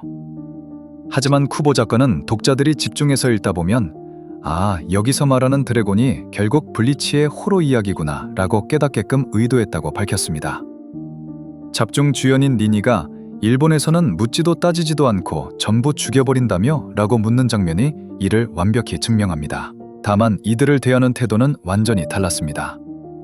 런던 이면의 세계인 리버스 런던에서는 마녀와 마법사들이 드래곤을 사육하거나 타고 다닙니다. 무조건 멸각하던 유아바아의 퀸시나 훈백을 정화하던 사신들과 달리 공존을 택한 것입니다. 물론 이 배경에는 수세기 전 드래곤에 의해 유럽 인구의 72%가 사망하는 비극이 있었고 이를 통제하기 위해 호정 13대와 비슷한 윈바인드가 설립되었다고 나옵니다. 호로와 다른 드래곤의 특징은 인간의 악한 마음이 스며들기 전까진 사람을 먼저 공격하지 않는다는 점입니다.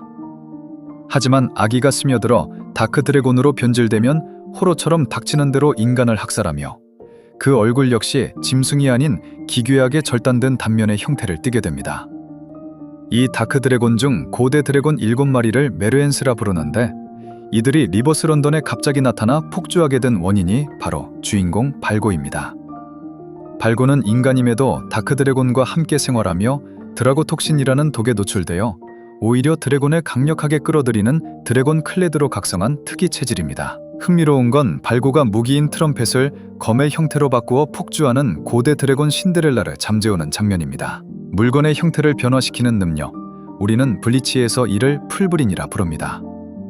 풀브링은 영왕의 파편이 깃들어 생겨난 능력이기에 어릴 적부터 그 파편의 기운을 쫓아 호로들이 모여드는 끔찍한 부작용이 있습니다. 드래곤과 호로가 동일한 기원임을 생각하면 발고에게 고대 드래곤들이 꼬여드는 이유 역시 그의 몸에 영왕의 파편이 깃들어 있기 때문이라고 강하게 추측해 볼 수 있습니다. 이뿐만이 아닙니다. 드래곤 클레드가 된 이후 발고는 자기도 모르게 주변 사람들에게 영향을 끼쳐 그들의 잠재력을 일깨우게 됩니다. 발고 역시 블리치의 세계관 법칙을 그대로 따르며 주변인들에게 매개체 역할을 하고 있는 셈이라고 볼 수 있습니다. 이 떡밥들은 눈동자의 색깔을 통해서도 묘사됩니다. 폭주하던 신데렐라의 눈은 붉은색이었고 온순해지자 푸른색으로 변했습니다. 원작 블리치에서 붉은 눈과 푸른 눈의 대비는 매우 상징적인 장치입니다. 유하바하, 하시발트, 효스베 이치베, 그리고 무어를 사용했던 이치고의 눈동자는 모두 붉은색이었습니다. 반면 이치고 내면의 천쇄참월의 눈은 푸른색이죠. 특히 냉소적이었던 하시발트가 유아바하의 올마이티를 공유받으며 눈이 붉게 변했을 때 그의 성격마저 극도로 감정적으로 변하는 묘사가 있었습니다. 천년혈전 애니메이션 화진담 아이캐치에서는 이를 두고 유아바하의 힘이 정신적인 뇌동을 일으켜 그의 냉정함이 사라진 것이라고 공식적으로 확정지었다고 합니다. 여기에 최근 방영된 천년혈전 3쿨 아이캐치를 보면 또 다른 단서가 등장합니다. 영왕의 힘의 경륜라는 설명과 함께 영체의 집합체들이 사신을 공격하는 이유는 영왕의 과거사와 관련이 있거나 아니면 유아바하의 의지가 경륜 안에 혼재되었기 때문일 수도 있다며 독자들의 추측을 유도하는 문구가 적혀 있습니다. 이 역시 붉은 눈과 푸른 눈의 법칙의 연장선으로 해석할 수 있습니다. 유아바하의 의지가 스며들어 이성을 잃고 공격하는 폭주 상태를 붉은 눈으로 표현했다면 그 지배에서 벗어나 본래의 이성을 되찾은 정반대의 성향을 푸른 눈으로 대비시켜 보여주는 구도인 것입니다. 다만 붉은 눈으로 폭주하던 신데렐라가 발고의 능력을 보고서 어째서 이성을 되찾아 푸른 눈의 온순한 모습으로 되돌아온 것인지는 아직 명확히 밝혀지지 않은 떡밥으로 남아있습니다. 이 용이라는 주제는 블리치 6권 직전인 5권 오리힘의 파트에서도 등장합니다. 해담 챕터의 제목은 특이하게도 공주와 용입니다. 오리히메가 처음 자신의 능력을 각성하는 이 장면은 늘 여린 오리히메를 지켜주던 단짝 타츠키가 위험에 빠지자 반대로 오리히메가 능력을 각성해 용을 구해주며 입장이 역전되는 상황을 그렸습니다. 그래서 단행본 여백의 일러스트를 보면 처음에는 오리히메 앞에 용이 서 있지만 챕터 끝에는 쓰러진 용 곁에 오리히메가 당당히 서 있죠. 단순한 운유 같지만 과거 작가 Q&A 202번을 보면 오리히메의 능력 초기 디자인은 능력을 사용할 때 몸에서 용의 형상이 튀어나오는 것이었다고 밝힌 바 있습니다. 여기서 오리히메의 성씨인 이노우에는 태양신 아마테라스와 곧바로 연결됩니다. 동양의 소울 소사이어티가 불교와 신토를 기반으로 하며 2세 나나오의 이름이 태양신을 모시는 2세 신궁에서 따왔다는 것은 앞의 영상에서 쿠보 작가의 의도였음을 알려드렸습니다. 그런데 8세기 일본 역사서에는 이노우의 내친왕이라는 인물이 기록되어 있습니다. 그녀는 불과 5살의 나이에 2세 신궁의 황녀로 선택되어 19년간 태양신을 모셨으나 훗날 억울한 누명을 쓰고 독살당합니다. 역사서 국한시에는 이노우의 내친왕이 원한을 품고 용으로 변해 주동자들을 저주해 죽였다고 기록되어 있으며 현재까지도 그녀를 달래기 위한 신사가 실존하고 있죠. 과거 아이젠 소스케가 오리히메를 굳이 태양이라 칭했던 건 역시 결코 우연이 아니었던 셈입니다. 이 태양의 메타포는 이치고에게도 이어집니다. 어머니 마사키의 성을 물려받은 이치고는 2006년 발간된 캐릭터 오피셜북에서 검은 태양이라는 상징으로 등장합니다. 사건에서 태양으로 암시되었던 어머니가 비극적으로 죽고 웃음을 잃은 채 퀸시의 검은 그림자에 먹혀버린 이치고는 검은 태양이 된 것입니다. 그리고 완결 시점에 이르러 감정적인 이치고의 새로운 태양 역할을 오리히메가 채워주며 두 사람의 서사가 마무리되는 구조를 띠고 있습니다. 그 외에도 서부지부 윈바인드의 최고 권력기관 타보보 훈즈 장관들의 복장은 기독교의 상징으로 가득하며 그중 설리번 장관의 제복은 유아바아가 이끌던 1000년 전 슈테른리터의 복장과 색만 다를 뿐 굉장히 비슷합니다. 번도 위치는 블리치 완결로부터 12년 뒤의 시점을 다룹니다. 재밌게도 이치고가 번역가 공부를 위해 유학을 간 곳이 다름 아닌 영국이라고 이후 Q&A에서 답변해 주었습니다. 독자들이 이치고가 영국에서 용이라든지 윈바인드를 보았나? 라는 질문에도 나중에 따로 그릴지도 모른다며 의미심장하게 말을 아꼈습니다. 쿠보 작가는 이치고가 번역가가 된 이유가 두 세계를 합치는 데 관심이 있기 때문이라고 밝혔습니다. 유하바아는 죽기 직전 이치고에게 생과 사의 경계를 허물고 세계를 하나로 합쳐야 한다고 일갈했습니다. 하지만 유하바아의 극단적인 의지는 꺾였고 그는 결국 식물 상태의 영왕처럼 세계를 유지하는 비참한 쓰기가 되고 말았습니다. 이치고는 폭력과 학살로 세계를 강제 융합하려 했던 유아바아와는 전혀 다른 길을 선택했습니다. 어쩌면 이것이 파멸로 얼룩질 뻔했던 상계를 구원하고 유아바아가 그토록 궁금해하던 영왕이 바라본 진짜 미래일지도 모릅니다. 쿠보 작가가 독자들에게 유아바아의 존재를 처음 암시한 것은 천년혈전편 연재가 시작될 무렵이 아니었습니다. 상징적인 은유가 아니라 아예 유아바아의 형상을 대놓고 보여준 적이 있습니다. 2010년 12월 13일 발간된 주간 소년 점프 52호를 살펴보겠습니다. 당시 극장판 지옥편을 홍보하던 이 잡지의 건두 컬러 일러스트 상단에는 유아바아와 매우 흡사하게 생긴 의문의 그림자 형상이 그려져 있었습니다. 공교롭게도 이 떡밥이 돌던 시기는 아이젠이 이치고에게 무어를 맞고 영왕떡밥을 던지며 에피소드가 마무리되는 2010년 12월 3일 발간된 단행본 48권이 나온 지 불과 열흘 남짓 지난 시점이었습니다. 즉 작가는 원작에서 아이젠 파트를 마무리함과 동시에 잡지 일러스트를 통해 다음 최종 보스는 이 녀석이다라고 거대한 암시를 던졌던 것입니다. 그리고 블리치 EX 원화전 기념 카탈로그가 발매되면서 이 그림에 대한 작가의 코멘트에서 이치고의 1대1 대결 상대를 출연 순서대로 나열한 그림. 포스터 의뢰를 받았을 때는 귀찮아라 생각했지만 의외로 슥슥 정해져서 즐거웠다 라고 적혀 있으며 코멘트 옆에는 친절하게 2010년 주간 소년 점프 52호 권두 컬러라고 명시되어 있었습니다. 최근 천년을전 애니메이션 상극단 포스터에서는 바로 이 2010년에 그렸던 그림의 구도를 그대로 오마주하여 눈치 빠른 독자들에게 떡밥을 던져주었습니다. 그리고 6권의 제목에는 죽음의 3부작 서곡이라고 적혀 있는데 Q&A에서 이 3부작이 사신편 호로편, 퀸시 편을 암시한 것이냐는 질문에 쿠보 작가가 맞다고 답변한 적도 있었습니다. 그래서 유아바하의 등장은 이미 정해져 있던 사실이고 풀브링편 같은 경우 원래는 사신들이 나오는 게 아니라 친구들하고 문제를 해결하는 에피소드였다고 합니다. 그래서 47권에 아이젠하고 이치고 친구들이 나온 게 우연히 나온 게 아니라 빌드업 과정이었다가 다른 방향으로 스토리가 전개된 것이라 추측해 볼 수 있죠. 이치고의 삼진과도 같은 검은 월화천충은 사실 철저하게 유아바하의 퀸시의 힘에 지배당하고 있음을 보여주는 가장 직관적인 장치였습니다. 단행본 8권, 이치고가 참월 아저씨를 처음 만나는 챕터의 제목은 백인 블랙이었습니다. 당시 이치고는 니마이아의 천타 없이 참백도 해방을 마친 상태로 등장했고 테사이가 이를 보고 경악하는 장면으로 이 떡밥은 처음 조심스럽게 조명됩니다. 훗날 천년일전 편에 이르러서야 영번대 니마이아의 입을 통해 이치고 내면의 호로가 천타 역할을 대신하여 참월의 역할을 하고 있던 것이며 이 모든 상황 자체가 내면의 유아바하의 통제하에 이루어지고 있었다는 사실이 말입니다. 쿠보 작가의 Q&A를 보면 퀸시들이 사용하는 그림자 기술은 오직 유아바하만의 고유 능력이다라고 공식적으로 밝힌 바 있습니다. 단행본 26권에서 사신은 참백도와의 대화와 동조를 통해 성장한다는 빌드업 되었음에도 불구하고 원작 47권에서 이치고는 내면 세계에 직접 들어가는 방법조차 모르는 게 드러나고 62권에서는 이치고의 독백으로 유아바하가 직접 그림자를 이용해 도와준 것이 밝혀집니다. 퀸시들이 그림자를 다루는 것과 이치고가 늘 칠흑 같은 검은 오라천충을 두르고 싸웠던 것은 완벽하게 같은 이치였던 것입니다. 소수의 독자들은 내면의 유아바하가 힘을 억누르지 않았다면 이치고는 화이트와 함께 훨씬 더 강해졌을 것이라고 오해하곤 합니다. 하지만 진실은 정반대입니다. 내면의 유아바하가 없었다면 이치고는 진작에 혼백자살로 몸이 터져 죽었을 겁니다. 60권 과거편에서 우라하라 키스케가 호로화된 바이저들을 살릴 수 있었던 핵심 이유는 그들의 혼백에 퀸시의 힘을 주입하여 기적적인 밸런스를 맞췄기 때문이라고 밝혀집니다.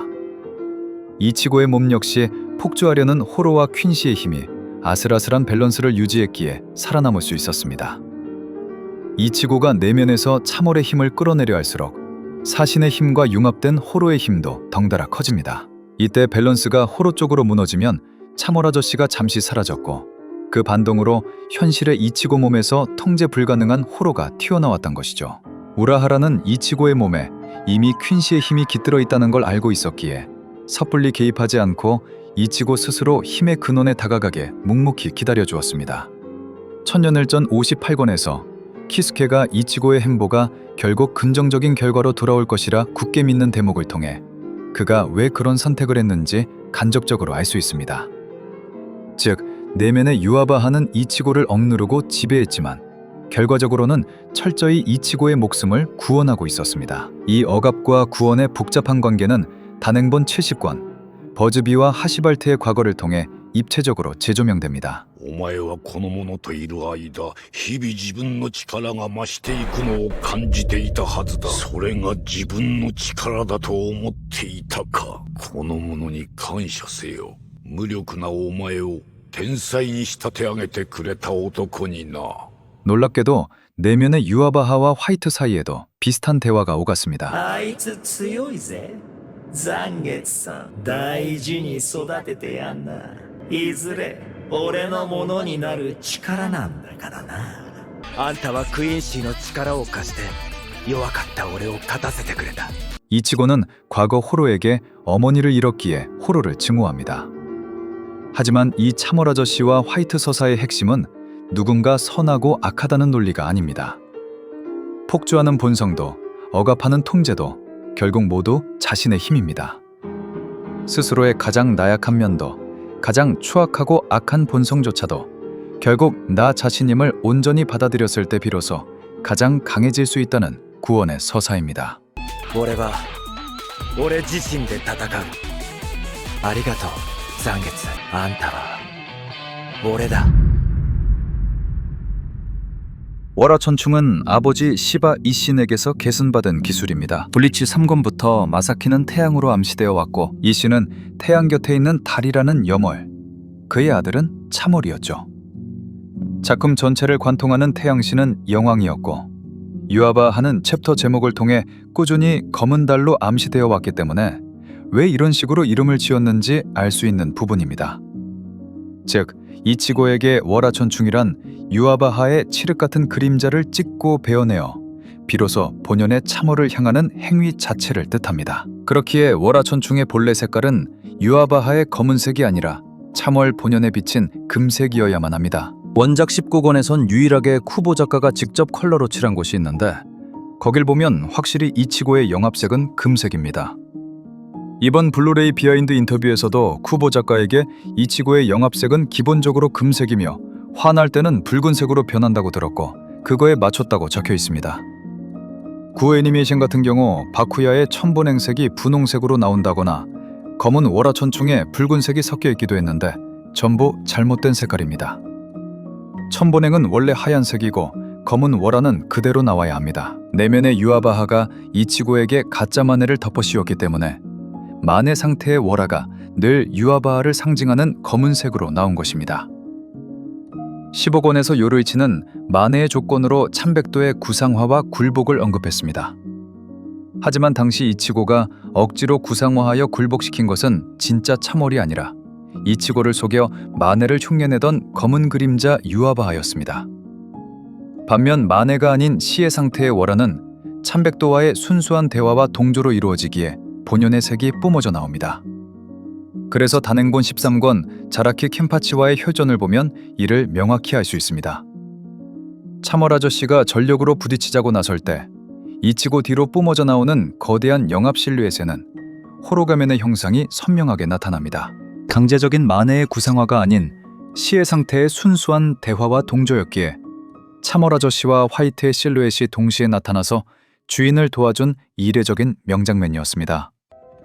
그래서 이후 전개에서는 영번대 니마이아의 일갈과 과거 화이트가 분노하며 외쳤던 왕과 기마의 떡밥이 주인을 기형적으로 통제하려는 유하바하의 거짓된 위계 질서에 대한 분노이며 화이트는 그런 이치고를 인정하지 않았던 것이죠. 그 결과 천엔혈전편에서 마침내 진짜 참월을 받아든 이치고가 쏘아올린 진정한 월화천충의 색은 검은색이 아닌 눈부신 금색이었습니다.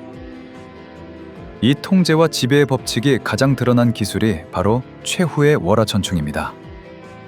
이치고가 무월을 발동했을 때 그의 온몸을 칠흑 같은 그림자가 감싸고 눈동자마저 유아바하를 상징하는 붉은색으로 변해버립니다. 이는 과거 우류가 마유리전에서 인간의 영역을 초월하기 위해 사용했던 퀸시의 비기 레트슈틀과 유사합니다. 레트슈틀의 기본 원리는 영자의 결속력을 한계치까지 풀어서 자신의 힘으로 예속시키는 기술입니다. 이치고의 몸에는 퀸시의 왕이 살아 숨쉬고 있고 이치고를 지배하고 있기 때문에 레트슈트를 사용했다라기보다는 그 원리를 이용해 이치고가 현재 가지고 있는 잠재력을 유아바하 중심으로 잠깐 동안 전부 개화시켰다 정도로 해석할 수 있으며 이를 보고 최후의 월화천충을 사용했다라고 표현한 것이라 볼 수 있습니다. 이를 증명하는 게 이번 애니메이션 추가 장면의 이라주 산도입니다. 이치고 몸에 힘을 주입할 때 휘감기는 4가지의 색은 사신, 코로, 퀸시, 풀브링의 색을 상징적으로 보여주던 색입니다. 그런데 이 색이 전부 합쳐지자 검정으로 변해버렸죠. 그래서 최후의 월화천충을 사용했을 때 아이젠이 이치고에게 아무것도 느껴지지 않았다고 말했던 이유가 잠깐이지만 영왕의 힘에 근접했기 때문이라 볼 수 있습니다. 최후의 월화천충은 이신과 이치고만이 사용할 수 있는 기술이고 아이젠을 쓰러뜨릴 때 이치고에게 통제권이 없기 때문에 유아바하에게 의지할 수밖에 없던 것이죠. 그래서 완결 직전인 단행본 74권에선 마침내 진짜 참월을 손에 쥐게 되고 이때 쌍검의 의미는 호로와 퀸시의 밸런스를 완벽하게 맞추게 되었다는 의미이며 만해를 하면 그들이 융합하면서 누구도 이루지 못한 모든 종족의 평화를 이룬 상태를 의미하는 것이죠. 하지만 이제 막 진정한 평화를 얻은 이치고에게는 과거 참월 아저씨가 힘의 밸런스를 알아서 통제해주던 시절만큼 힘을 자유자재로 다룰 숙련도는 부족했습니다. 그래서 유아바하가 뿜어내는 퀸시의 영합을 피하지 않고 일부러 흡수하여 자신의 내면에 있는 퀸시 인자를 자극하고 그에 상응하는 호로의 힘까지 깨우는 장면으로 이치고의 잠재력은 계속 진행 중이라는 걸 보여주는 것입니다. 이치고의 내면 세계를 관통했던 이 검정이라는 거대한 힘의 근원은 이제 세계관의 가장 깊은 심연인 영왕을 향해 뻗어갑니다. 유아바하가 칠흑 같은 그림자를 사용해 이치고를 지배하고 또 구원했다면 영건대의 수장 효스베 이치베 또한 이 세상의 모든 검정은 내 것이라며 제멋대로 다루는 모습을 보여줍니다. 이 두 명이 공통으로 검정을 다루는 이유는 유하바하는 영왕의 친아들이며 효스베 이치베를 비롯한 영번대는 영왕의 힘에 의해 변질된 자들이기 때문입니다. 유하바하가 보여주는 그림자는 영왕의 혈통을 계승한 아들로서 누리는 권능입니다. 영왕궁에서 그가 영왕의 힘을 흡수하자 그림자 자체가 거대한 덩어리로 변하며 폭주하는 연출은 검정이 단순한 상징을 넘어 영왕의 본질과 직결되어 있음을 명확히 보여줍니다. 반면 효스베 이치베는 영왕의 힘을 다루는 방식부터가 다릅니다. 그는 과거 자신의 신체에 영왕의 왼팔을 직접 박아 넣었으며 이를 통해 유하바에게 영왕의 과거를 투영해 보여주기도 했습니다. 이라즈 산도에서 이치고에게 힘을 주입할 때 흘러들어간 기억들 역시 식물인간 상태인 영왕의 의지가 아닌 검정과 연관 있는 영왕의 힘을 효스베 이치베가 조작한 결과물이라 볼 수 있습니다. 그리고 소설 캠피어에서 이치고가 이라즈 산도에서 끔찍한 압박을 견디며 엄청나게 강해질 수 있도록 이치베가 판을 깐 진짜 이유는 이치고를 단순히 유하바를 물리칠 전력으로 키운 것이 아니라 세계를 유지할 새로운 영왕의 그릇으로 쓸 수 있는지 시험하기 위해 그 시련을 내린 것이라는 게 밝혀지기도 했습니다. 결국 검정이야말로 영왕의 본질적인 힘 자체를 의미합니다. 차이점이 있다면 유하바는 영왕의 아들로서 그 힘을 혈통적으로 계승받은 존재라면 효스베 이치베는 식물 상태로 전락한 영왕의 권능을 자신의 목적을 위해 이용하고 있는 것입니다. 쿠보 작가는 다른 극장판들과 달리 초기부터 지옥편 제작에 직접 뛰어들어 캐릭터와 배경을 구상했습니다. 쿠도 마사시 애니메이션 감독이 작가의 원안에 살을 붙여 디자인을 완성하는 등 작가가 꽤 깊숙이 관여한 것처럼 보였죠. 하지만 직접 기획에 참여했음에도 정사가 아니라고 단호하게 선을 그었습니다. 그 이유는 2011년 8월 24일 발매된 지옥편 DVD에 동봉된 작가의 메시지에 명확히 적혀 있습니다.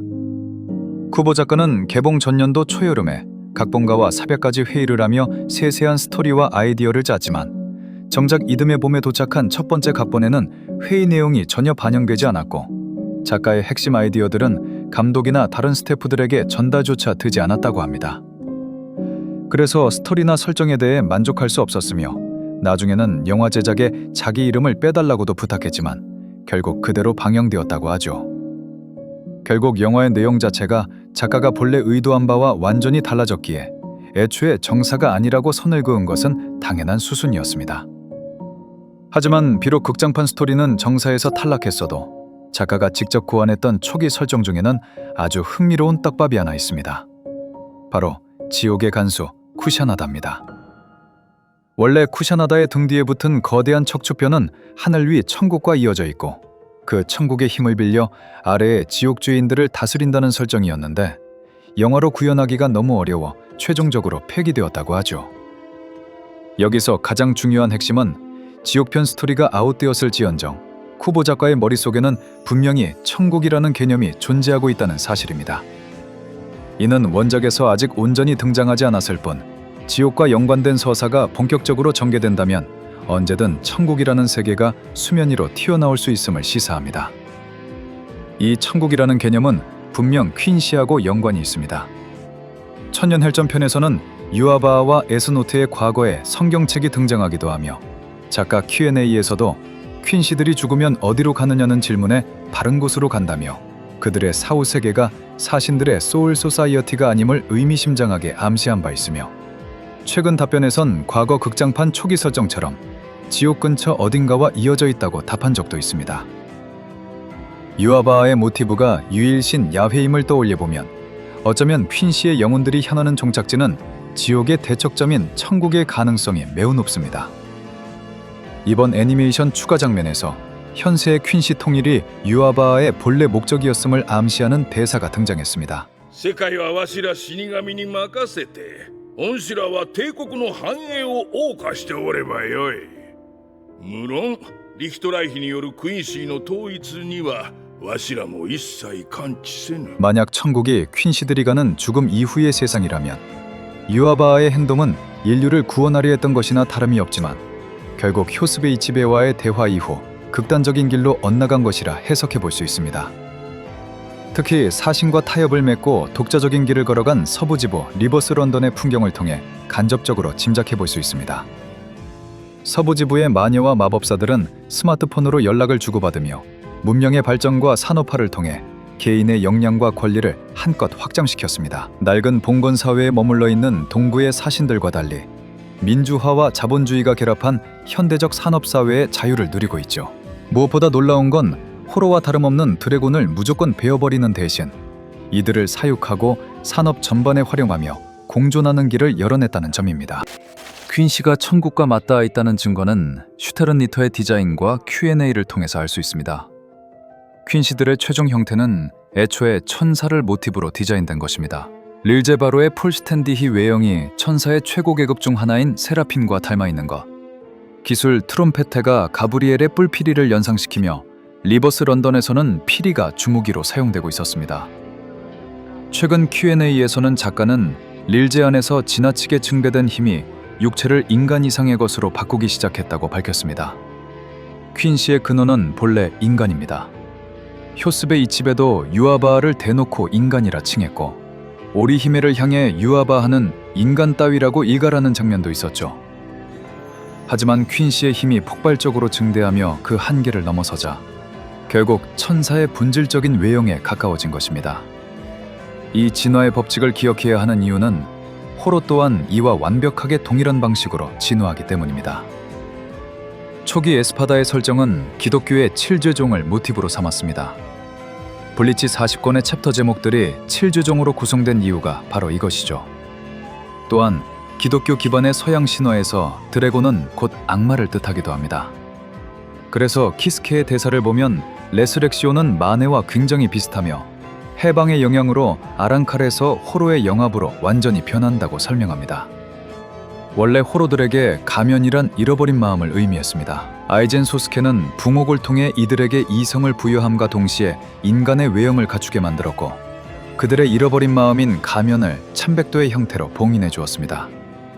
사신에게 마네가 참백도의 구상화였다면 아랑칼이 가면을 깨고 참백도를 해방하는 레스렉시오는 억눌러둔 본 모습을 온전히 구현하는 행위로 해석할 수 있습니다. 유아바아의 슈리프트를 받아 진화할수록 천사의 외형에 가까워지는 퀸시들처럼 호로들 역시 아이젠에 의해 아랑칼로 진화한 뒤 힘을 해방할수록 점차 악마의 외형에 가까워지는 셈입니다. 과거 지옥편 극장판이 방영될 당시 공식 잡지 설명에서 우르키오라의 2차 해방 형상을 가리켜 대놓고 악마와 같다고 명시한 것은 이를 뒷받침하는 증거입니다. 이처럼 퀸시가 서양의 기독교적 천사를 대변하고 호로와 드래곤은 서양 신화의 악마를 대변한다면 이들 사이에서 사신들은 불교와 일본 토착 신화를 기반으로 움직이고 있다는 걸 알 수 있습니다. 오기면명에서 지옥문을 열고 나타난 자에라 폴로의 모습은 과거 우르키우라의 2차 해방 형태와 유사했습니다. 다만 결정적인 차이가 있다면 가슴에 뚫려있던 호로의 구멍이 완전히 메워져 있었다는 점입니다. 이는 작중 대사 그대로 그가 호로의 굴레에서는 해방되었지만 그 대신 지옥이라는 더 끔찍한 심연에 갇혀버렸음을 의미합니다. 블리치 단행본 1권, 작품의 시작을 알렸던 사신들의 임무는 혼장을 통해 떠도는 영혼들을 소울 소사이어티로 인도하는 것이었습니다. 그러나 단편 오기면명편에서는 이 장매 문화를 사신들에게도 반복하고 있었습니다. 사신들은 영역에 따라 척도를 매기는데 영자가 너무 짙어 소울 소사이어티의 대지로 돌아갈 수 없는 3등급 이상의 대장급 사신들은 죽은 뒤 이 예제를 치렀으며 그들을 추모하는 것이 아니라 감당할 수 없는 영자 덩어리들을 전부 지옥으로 강제 투기하는 것이었습니다. 그리고 그 과정에서 지옥에서 피어나온 지옥 악귀들은 대장급 사신들조차 전혀 눈치채지 못했습니다. 그런데 이 존재를 유일하게 알아차린 캐릭터가 딱 한 명 있었는데 바로 렌지와 루키아의 딸 이치카입니다. 사실 루키아와 지옥을 잇는 떡밥은 아주 오래전부터 촘촘하게 깔려 있었습니다. 과거 아랑칼편 종족 소개 표지에서 유독 루키아의 붓글씨만 미세하게 달랐고 우라하라 키스케가 굳이 루키아의 몸에 부목을 숨겼던 이유에 대해 작가는 키스케의 대답 중 거짓말이 섞여 있다며 의문을 남긴 바 있습니다. 풀브링편에서 리루카의 능력에 당해 인형 속에 갇힐 때도 루키아는 굳이 악마 인형에 몸이 들어갔죠. 차대의 경우에도 기술 이름에 대놓고 악마의 왼팔, 마인의 일격이라고 지어놓기도 했었습니다. 그리고 이 서사는 어둠이라는 키워드와 직결됩니다. 공식 소설 캠피어에서 영함은 호로가 점차 모여 거대한 메노스 형태로 우주가 위험해지자 이를 근절하기 위해 어디선가 나타난 존재로 묘사됩니다. 즉, 구원을 위해 어딘가에서 내려온 신적인 존재인 셈입니다. 이번 천년을전 애니메이션 추가 대사에서 お前も見たはずだ。かつてあった永遠の世界を、永遠を脅かす闇を、闇を退ける霊王の力を。だが世界を覆す力を持つ者さえ世界の安定のために利用されたのだ。 원작에서 이 어둠은 호로와 함께 묘사되어 왔습니다. 이치고가 내면 세계에서 호로와 격돌할 때마다 챕터 제목은 항상 우주의 어두운 면이었고 호로와를 제어하는 챕터의 제목은 어둠의 억제였습니다. 그리고 그 반대편에서 이 어둠과 반목하던 존재가 영왕의 친아들 유아바하였죠. 이 어둠은 오기명명편의 이정표 역할을 하는 지옥나비와도 맞물립니다. 2008년 샌디에이고 코미콘에서 작가는 지옥나비의 모티브에 대해 어둠 속에서 나는 것을 좋아한다고 나와 있어 사신과 어울린다 생각했다고 답변했습니다. 블리치 세계관에서 천계문을 통과할 때 길 안내를 해주는 이 지옥나비에 대해 자에라 폴로는 지옥이라는 이름이 붙어있는 이유를 떠올려보라고 힌트를 주기도 했었죠. 결국 영왕과 지옥은 분명 연관이 있는 설정이라고 추측해볼 수 있습니다. 오기면명의 스토리 전개는 이미 예정된 결과입니다. 소설 캠피어에서 나왔던 중요한 떡밥 중 하나는 사신들이 관리하는 현세는 사실 지옥의 뚜껑 역할을 하기 위해 그 위에 덮어 씌워진 세계라는 것입니다. 그래서 현세에서 악행을 저지른 자는 지옥에 간다는 명확한 규칙이 있지만 정작 사신들의 세계인 소울 소사이어티 내부에는 악행을 저질렀다든가 덕을 쌓았다든가 하는 도덕적 기준에 따른 사후심판 자체가 아예 존재하지 않죠. 현세라는 차단막이 존재하기에 소울 소사이어티에서는 아무리 끔찍한 악행을 저지르더라도 지옥으로 떨어지지 않는 기형적인 구조가 만들어진 것입니다. 그리고 완결 시점, 지옥을 밖에서 짓누르던 거대한 영합인 아이젠 소스케가 무관에 갇히고 유아바아마저 소멸하게 됩니다. 그와 반대로 야마모토 겐유사이와 우노아 나레츠는 막대한 영합을 가지고 지옥으로 쏟아져 들어갔죠. 결과적으로 균형을 맞춰야 할 존재가 사라진 것입니다. 아이젠 소스케와 유아바하의 존재를 중요하게 언급한 건 오기면명에서 갑자기 나온 게 아닙니다. 74권의 챕터 제목을 보면 두 세계의 끝에 이어 양면을 가진 세계의 끝이라고 적혀 있습니다. 여기서 말하는 두 세계는 거대한 영합의 축이었던 아이젠과 유아바하의 퇴장을 의미합니다. 그 이유는 과거 이치고의 내면 세계를 다루었던 챕터 우주의 어두운 면의 연장선입니다. 이치고의 내면에서는 늘 퀸시의 힘과 호로의 힘이 공존하며 다투었습니다. 특히 화이트는 누군가는 지배해야 한다며 왕의 자리를 두고 끊임없이 격돌했죠. 아이젠이 말했던 어서와라 소울 소사이어티라는 대사도 원래는 바라간이 아이젠한테 했던 대사의 연장선이며 이번 애니메이션 추가 장면에서도 유아바하의 제안을 거절하는 대사에서 비슷한 말을 볼 수 있었습니다. 我が機下に入れ。クインシーの王が私を万伝来妃に迎えようというのか。断る。何？ 하지만 이치고는 어느 한쪽을 매각하는 대신 이 두 존재와의 조화를 이뤄냄으로써 자신의 내면 세계를 완벽하게 유지할 수 있었습니다. 그래서 참월의 형태가 마지막에 그대로 나오는 건 평화를 이뤄낸 내면 세계 그 자체를 보여준 것입니다. 하지만 내면 세계와 다르게 퀸시의 왕 유하바하는 참월의 몸에 갈라져 소멸했고 웨쿠문대의 왕을 자처했던 아이젠은 무관에 갇혀 격리되고 말았습니다. 그래서 챕터 제목들을 보면 끝이라는 단어가 2번 나오고 바로 두 세계의 끝이라고 적혀있던 것입니다. 단행본 여백에는 구체가 반으로 쪼개지면서 가루가 되어 천층에 가라앉더니 그 즉시 근염을 잃고 무너지는 그림이 그려져 있었죠. 당연히 천층은 하시발트를 의미하는데 하시발트는 우리를 보낸 이후에도 죽기 전까지 결과가 변하지 않는다고 말했습니다. 여기서 단행본의 구체는 유아바하의 죽음으로 볼 수 있고 하시발트의 서사는 버즈비와의 약속을 지키면서 복수를 이루고 끝이 났으며 결과는 바뀌지 않아 라는 대사는 어떤 선택을 하더라도 세계의 혼돈은 막을 수 없다는 걸 암시했다고 볼 수 있습니다. 그래서 천침이 깨진 후 자네들이 절망이라는 단어로 뭉치는데 그 전 페이지에 유아바하가 베어 죽는 장면이 나오고 그 다음에 절망을 밟고 용기라는 단어로 마무리됩니다. 이치고는 예전부터 절망을 몇 번이나 뛰어넘어 왔었고 아이젠의 마지막 대사로 절망이 없으면 희망도 찾을 수 없고 죽음이 없으면 삶도 없듯이 그들의 용기에 미래를 걸고 블리치가 끝난 것입니다. 유아바아가 말한 지긋지긋한 행운도 이후에 찾아올 거대한 불행을 암시하는 것으로 해석할 수 있죠. 결국 참월 서사와 다르게 이치고는 평화를 위한다는 명목으로 균형을 이루지 못했습니다. 그래서 쿠보 작가가 이치고가 번역가가 된 이유를 유아바아가 말한 3개가 아니라 두 세계를 합치는 데 관심이 있기 때문이라고 말했던 건 현실에서 이루지 못했던 호로와 퀸시의 통합을 이루려 하는 것이라 추측해 볼 수 있습니다. 영번대 수장 효스베 이치베가 소울 소사이어티의 유지에 병적으로 집착하는 진짜 이유가 무엇일까요? 오기맵님 펜에서 자에라 폴로가 렌지에게 던진 지옥의 옥졸들이 천리안으로 우리를 지켜보고 있다는 배사는 사실 소설 캠피오에서 먼저 나왔던 서정입니다. 본래 블리치 세계관에서 천리안은 영왕과 영번대 수장 효스베 이치베만의 전유물이었습니다.